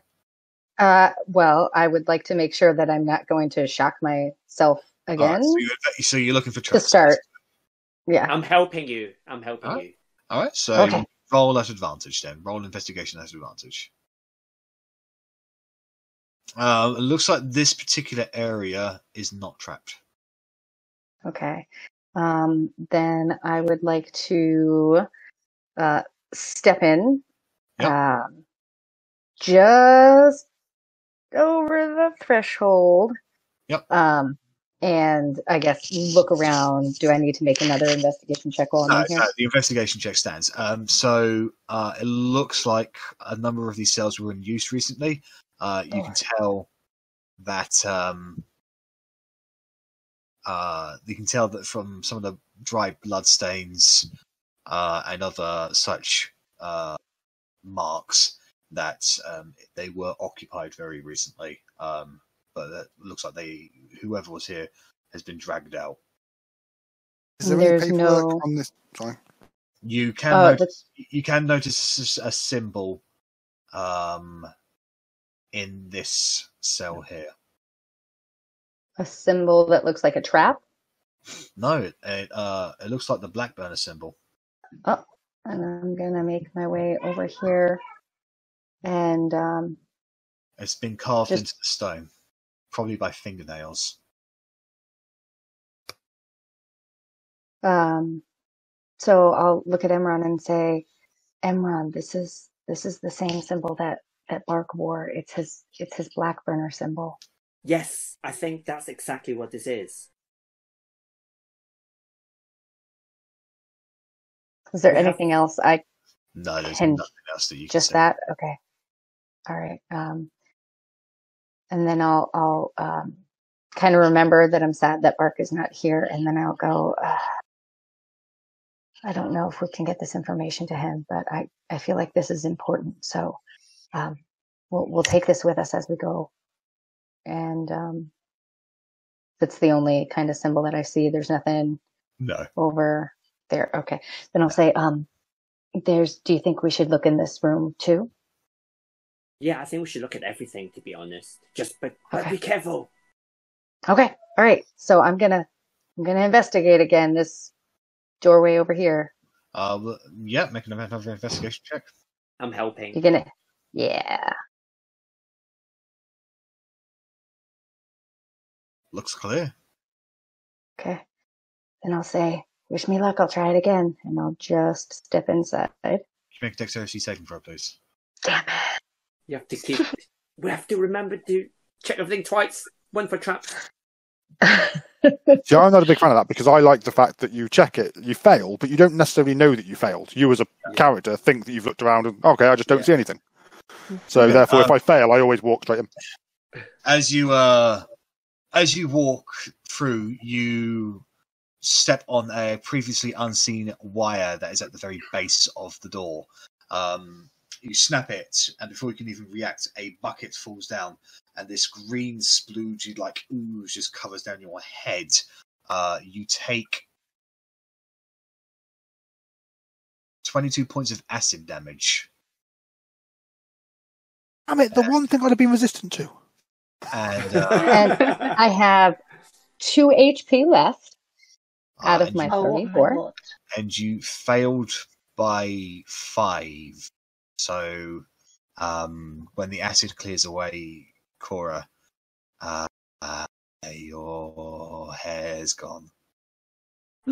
Like my hair here, or all of my fur too? No, the hair on your head is the ginger hair. There's matted parts of it left. It looks like it's been singed and burned away. Awesome. So I will reach up. The only thing you think of is Wenos. Yeah. and I will scream a very loud, very angry scream. I'm sorry. Don't be sorry. That would make me run in. Yeah, I was gonna say that would make me run in as well. Just try to be fair from the other side. As soon as you get into this room, Vorkus and Agnes, the first thing you notice is the smell. Enron is looking panicked, and as you sort of see around and you look at Cora, and her ginger red hair is gone. And I will go on. Have hot, steamy tears, like rage tears, down my face. And I'll say, I don't know if it's safe in here, guys. I'm going to take another look around. And then I'm going to need a moment to collect myself because I'm really not feeling well. And so I don't know if I need to do another check or I'm scared to move right now. The check you have done encompasses this entire room plus the next door, so. Okay, well, I sucked at that. I'm going to go over and see if this is something I can sit on without lying. All right, I'm going to sit down and I'm going to I'm going to start humming, but it's going to sound a little heavy metal. Yeah. Laura, I am sorry to ask this question because I have details on this room. How much, with all the items and armors and weapons does Cora have on her, does she weigh? How much does she weigh? Shit. She weighs 275 pounds without anything. Okay, right. Once you sit on that stool, the legs give way and you just sit to the floor. Okay. So from there, my body is going to slump over like this, and I'm going to a little bit like a temper tantrum, just kind of like slam my fists down and go and start crying even harder. I'm going to start cursing. Yeah, I've never seen her like this. She's normally very calm and composed. She's just having a breakdown. So, I'm going to start cursing in Gnomish, and I'm going to hold up my hand, and I'm just going to say, I need a moment, guys, please. And I'm going to figure out the best way to heal myself right now. I feel so bad. Oh. I can help you with some healing if that helps you. I'll say, I don't know if any of this green splooge is going to get on you and hurt you too. Just stay away. The green splooge dissipates. It dissipated after about 12 seconds, and it just left that acidic smell behind. The singed hair smell is in my nose. Yeah. All right. So while you figure out your spells, what I'm going to do is, being a druid, I've got pockets full of leaves just randomly because that's what I do. So I'm going to put my hand in my pocket, get a bunch of leaves out, like big maple leaves and things, and I'm going to put it on her head. I'm going to cast Druidcraft to create a little hat for her. So she's got this little leafy hat that covers now what possibly is a bald patch or singed hair. So you've now got a hat that's, I imagine it almost like a beret, like a French beret. Basically, yeah. Made out maple of leaves. Yeah. So I'll reach up. So it's slightly reddish in color because it's like autumnal leaves. So it matches as best as possible to your color of your hair. So you've got like a beret now instead. Oh, you look unbelievable. I'll reach up and I'll pat my head and I'll go, that's possibly the nicest thing anybody's ever done for me. And I'm going to say thank you and go back to my slumped over posture. And I'm going to sing some Metallica. I'm going to say, fortune, fame, mirror vein, gone insane, but the memory remains. And I'm going to cast Cure Wounds on myself. Okay. So you get 8 hit points back. Uh, Right. So Cora's doing that. What would the other 3 like to do? Can I check that table from where I was just outside, just for any sort of notes on who the prisoners were, if they gave any information, anything like that? Is there anything useful on this table? Best you can tell, they are profiles of specific individuals. Knowing that the next room is a prison area, you're intelligent enough to surmise that they were probably profiles of their prisoners. Okay, doke. I'd happily take them and have a flick through them. No, they're quite a ways away, Kerry, so you wouldn't have picked that up. Your wisdom isn't high enough, sorry. So yeah. Okay, so where else would you like to go from here? I'd probably go and investigate this section over here, just to see if there's anything else over here. Looks like this is more of an open cavern area. Like this was going to be built into something else, but they didn't have time. So it's quite literally just walkway at the moment. I'm still going to investigate it for craps? Sure. For traps. Sure. There might be craps in here as well. Investigation. 13. You cannot see anything at the moment. Cool. I'm going to step through and just clear the area, make sure there's no one in here, no one waiting for us.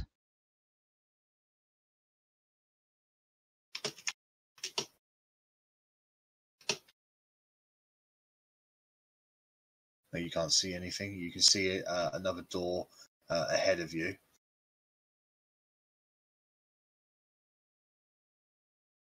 Merciless typing.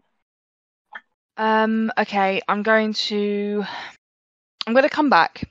I'm not going to go any further. I'm just going to come back and just say, there's another door. Do you need a minute?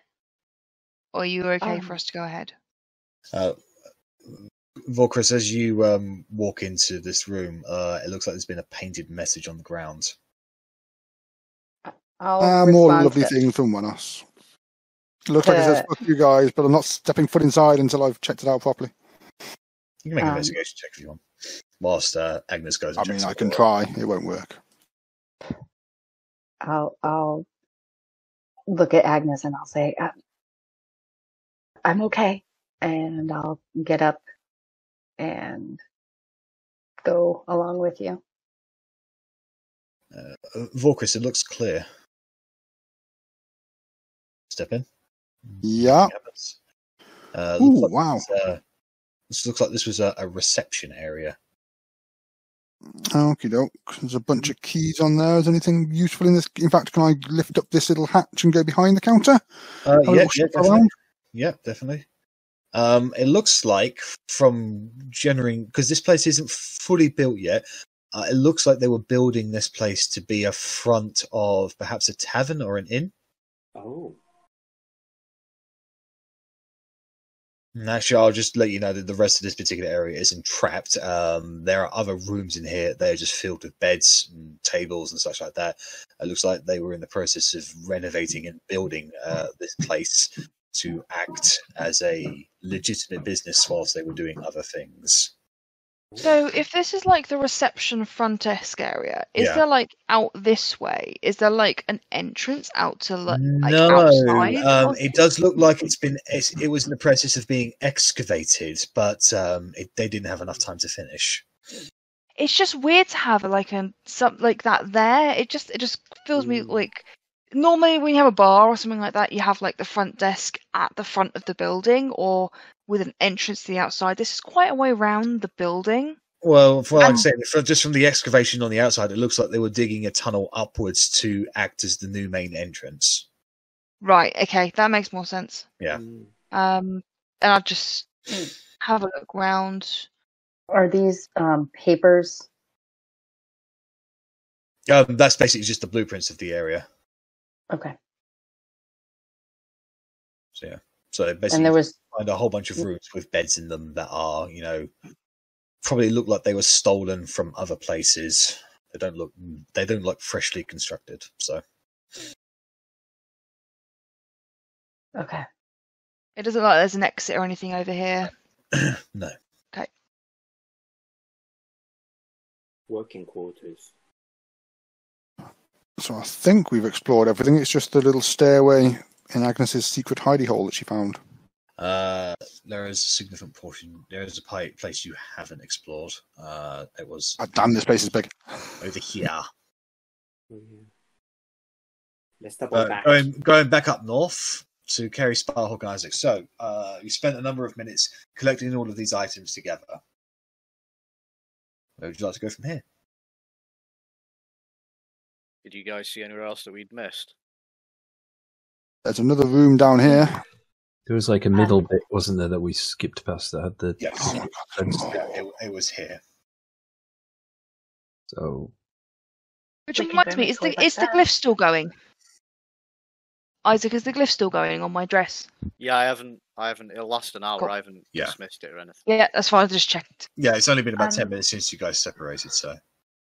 What does the glyph do, by the way?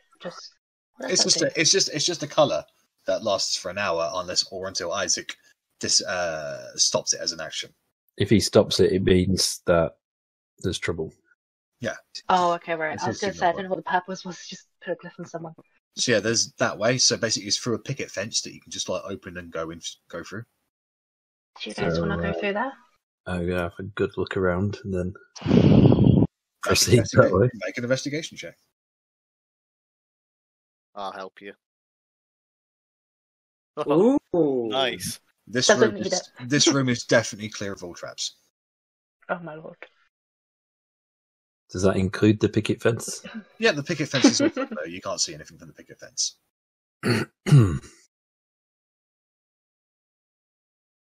Before you is a long wooden corridor. Again, proceeding with caution, looking at both walls, making sure there's no holes or anything like that. No slits. Go ahead and make another investigation check, please.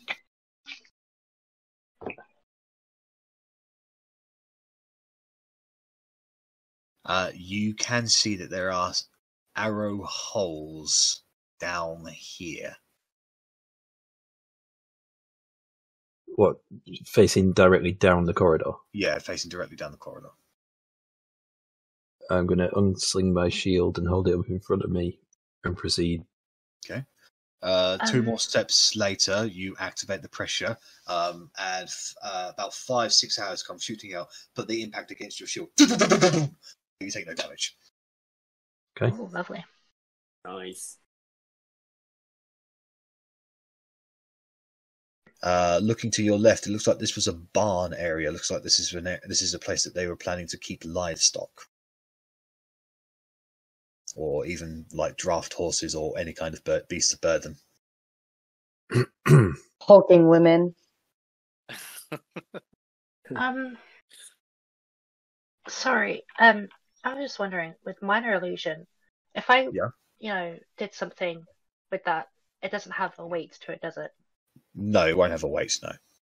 Okay, so if something like for example, like a tripwire, if I made a minor illusion just sort of hit it, it wouldn't do anything. No, it wouldn't do anything. It wouldn't do anything to the tripwire, no. That's what I thought. Okay, cool. You can see a small room down here. You can see a barn area up here. Where did you guys want to go? I mean, I'm following you guys now. I'm going to proceed to the end of the corridor and this way. I'll be sticking close. You can see 2 more doors to the left and right. The one on the right has got quite the smell coming from it. Oh god, that's pungent. Was that one of you? Wow. Lovely. Charming. Obviously, still proceeding with caution, so just tell me when I need to. Sure. I'm going to check both doors before stepping through. Yep. So, on your right, you can see a whole bunch of animals hanging from the ceiling on meat hooks. They appear to be a weird combination of pig and goat that have been slaughtered. It's clear that they are curing and stockpiling this meat. When you say weird combination, you mean there is it's not like a hybrid goat pig thing, But right? yeah, like a hybrid goat pig thing. Oh, okay, right. And on the left? That's terrifying. On the left appears to be a bedroom. Like a singular bedroom. Big one as well. Like all the stuff in here is big. One of us take one room and the other two take the other? Or somebody stays in the corridor to help either one of us if we go inside the other room? Curing meat doesn't bother me. I can check that direction if you wish. I can just question, Jack. The door is open to the bedroom, right? That's right, yeah. Well, slightly ajar, but you can see into it. I can misty step in the middle of the room, hopefully not setting anything off. If you want, sure. I'll keep an eye on both of you. Just relaying that onto Isaac. I'm assuming that's going to happen.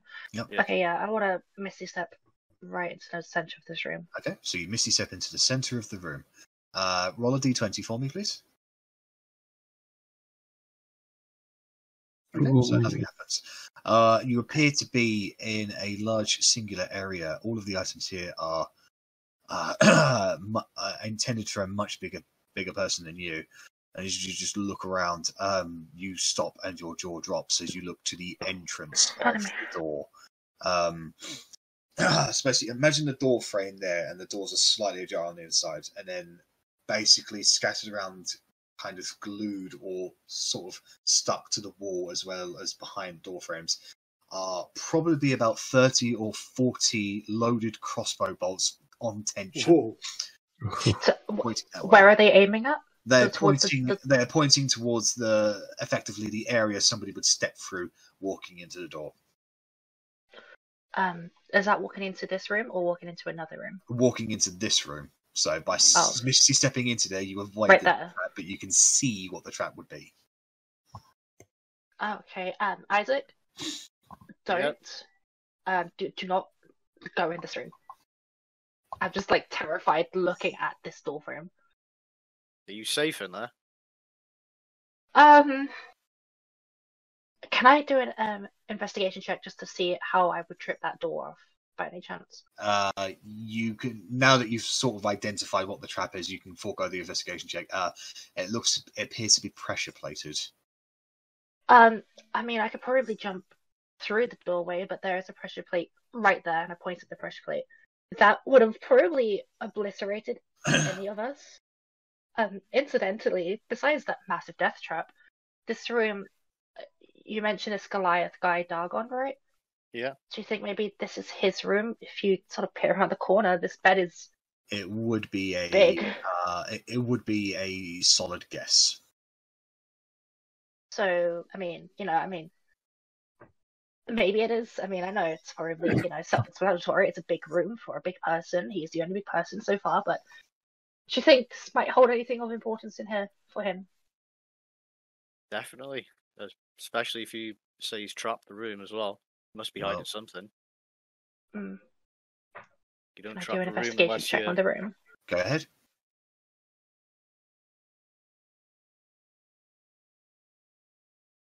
I'm not going to act on it anyway. Just I want to.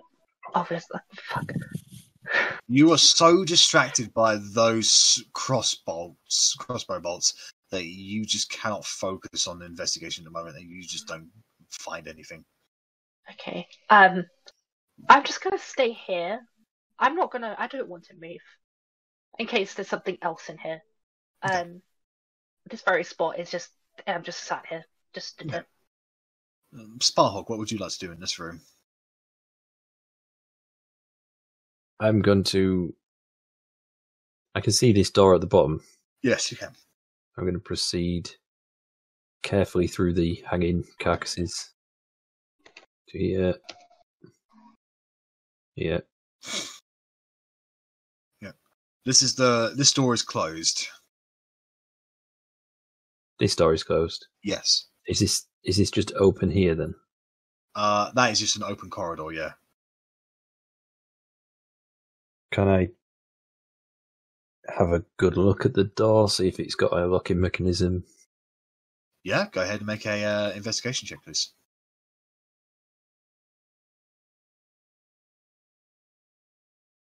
The door itself is not trapped, but it does have a foul smell coming from the other side.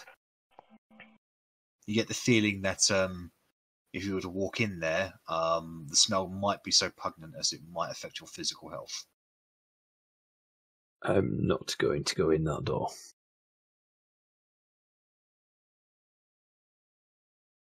Everything. Can I take one of these creatures off the hooks? Yeah. And They're quite heavy, but they just sort of flump down to the ground. Can I sort of lift it up and sort of let it fall against the door so it'll land on the through this door? Good thinking. Yeah. So you basically just toss it around. It falls down the steps, and as soon as it hits the pressure plate, it immediately becomes like a porcupine. It is just covered with so many arrows. To the point that literally the body is actually ruined, and all that's left is kind of like splattered muscle mess and broken skeleton. Does it look safe now, Kerry? That could have been one of us. Is it safe now? Can I do another investigation check on the room? You've already done an investigation check on the room. Oh, okay. Presumably, yeah, but I don't. You can spend an extended amount of time in this room looking around to forego the investigation check if you'd like. Yes, please. I just want to. But can I just stay in the same position? Yeah, of course. So over the course of the next 5 minutes, you can clearly tell that if anything was of worth in this room, it was cleared out, and the trap was probably just left there to kill curious people. Okay, cool. You can come in. I think there's nothing interesting in here. Sparhawk, do you carry on your way? I shout to Isaac, is everything okay that direction? Yeah, it's all clear up here. Are you heading further down? So far, no problems. I shall proceed. I think we're heading down, Kerry, if you want to catch up with us. Sure thing, joining. So, moving on to the south, you guys look into this particular area that you haven't been in before. It looks like this is just a scroll and letter area. It looks like this is where they were forging those missives, as well as stealing letters from random civilians, guard reports, pretty much everything that both star settlements were getting up to. It looks like they basically forged or stole a copy of it and stored it in here. Can I have a quick scan through for anything relating to Gareth, the poor messenger that went missing? Make an investigation check, please. Good shout.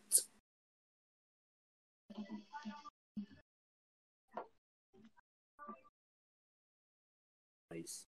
You do. Ooh. Gareth came here and was actually recruited by the New Order. That fucking scumbag.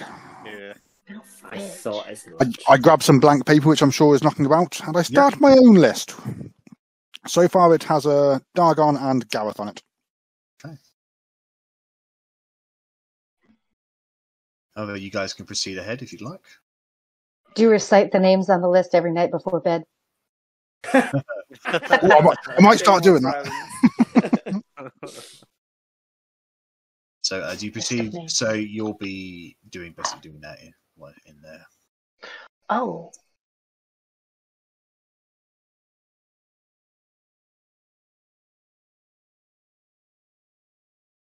Are we meeting? I've taken Cora by the hand, and I'm just holding Cora's hand as we go through. She's a comfort to me, and I hope that I can be a comfort back to her. And so I'm just gonna hold her hand as we go through.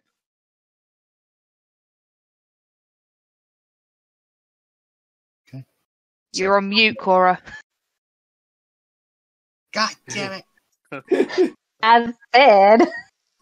And I just got the courage to confess my love to Agnes as well. I did, and now I don't have the courage anymore. I was saying that a little snivelly, I would squeeze her hand and say thank you. Thank you for being with me, and walk with her. Okay. So, just for the sake of brevity, because we are running out of time, If you guys proceed northwards through this corridor, you won't run into any more traps, but you will run into Sparhawk coming down this corridor in this area here, which is a cluttered warehouse where they were just storing bits where they didn't know what to do with it at the time. Sparhawk proceeding on southwards, you come across probably your most favourite room yet. You found the New Order Armory. Ooh. I will spend some time in the armory. So polishing his sword. Be down here. Okay. So looking around, with a steady stolen supply of both iron and timber, they've been stockpiling a lot of weapons and forging them down here. There's enough weapons in this room here to arm both settlements. Wow. Lots of weapons. Any armor? No armor at this point, just weapons. Mm-hmm. Okay. Can I just spend some time fondling each weapon? Yeah. So basically, if you wanted to pick yourselves up a weapon, every single simple melee weapon is available here, as well as a selection of martial melee weapons. It's all general stuff. Nothing stands out. No, nothing stands out at all. And then proceeding a little bit further on to south, it looks like you've come to sort of a practice dojo-like area where people of the New Order were effectively honing their skills. Down there. Mm-hmm. And with that, you have successfully investigated the entire area. So I apologise if I'm speed running you guys a little bit because we are out of time. No, that's fair. Absolutely fine. But you, with that, you head upstairs to the guards to basically notify them that the area is clear and that the Star Settlement can basically utilize this, can go in there and check it all out if they want to. That there's a whole bunch of stuff in there that that they can take. To which the guards look quite confused and they say to you, "Did the mayor's not tell you?" Tell us. This building, this complex down there, as payment for saving our town, they declared it to be yours. The building is ours? Yes. The contents as well. I mean, there's a lot of things. Like certainly, information-wise, there's information that needs to be given to. Yes. They've declared that everything that was of the New Order belongs to you. Oh my lord, that's so pretty. Beauty? Yep. So beauty. Great England. So the only thing we didn't do is explore where that stairway went in the secret room. That's right. Just for the sake of brevity, though, going down there, it looks like it leads out to a secret compartment by a secret. There's two exits in a long cavern corridor that was like hastily dug, probably with magic. There's like an escape route type thing. Yeah, one of the exits leads out by Mead's Mead, who you know was a member of the New Order, is no longer in town. The other one leads out to effectively a clump of rocks on the Star's Legacy side. Looks like it goes under the river and comes out on the other side. Oh, so that's how they get around. So we didn't. Yes. Sorry, continue. No, that's okay. I was going to say we didn't find a bedroom for Nature or Maxwell. It looks like they just shared the communal areas. Okay. Like this was still being built effectively. Okay. Cora, yes, Carrie. Not to be in the most politest and nicest way possible. You are bigger than us. Obviously, height-wise, that is. Yes. There's a room. I just point in the general direction of where the last murder would have happened. There's a room in there that might fit your needs. I mean, it's a big bed. There might be a dead pig, or what's left of a dead pig, on the door frame. But it looks quite nice. I mean, I think it was this guy Dargon, his room, but it's now your room. Paint's pretty pink if you like. Sure, that'll piss him off. Pink Go ahead. Terrible. I will. Thank you. It's up to you. If you guys want to claim this as your home base, you are allowed to. Sounds I'll good to yes. me. I'll check it out.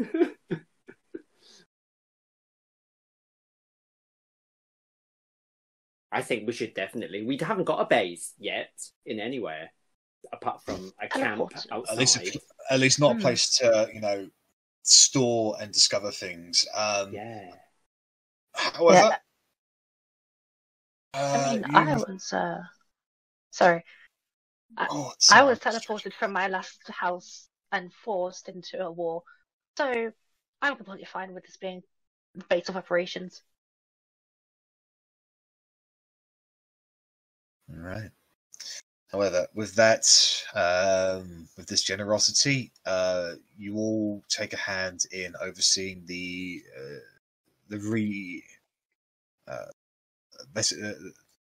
return of trading and friendship among the two settlements, as they have the peace details, just ensure everyone's getting along. And effectively, over the course of the next 5 days, you guys are treated as minor celebrities and heroes.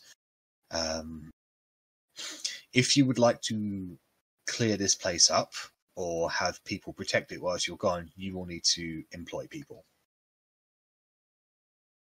We've got enough beds for that, for sure. How long would it take me to clean it with? Wait. Prestidigitation.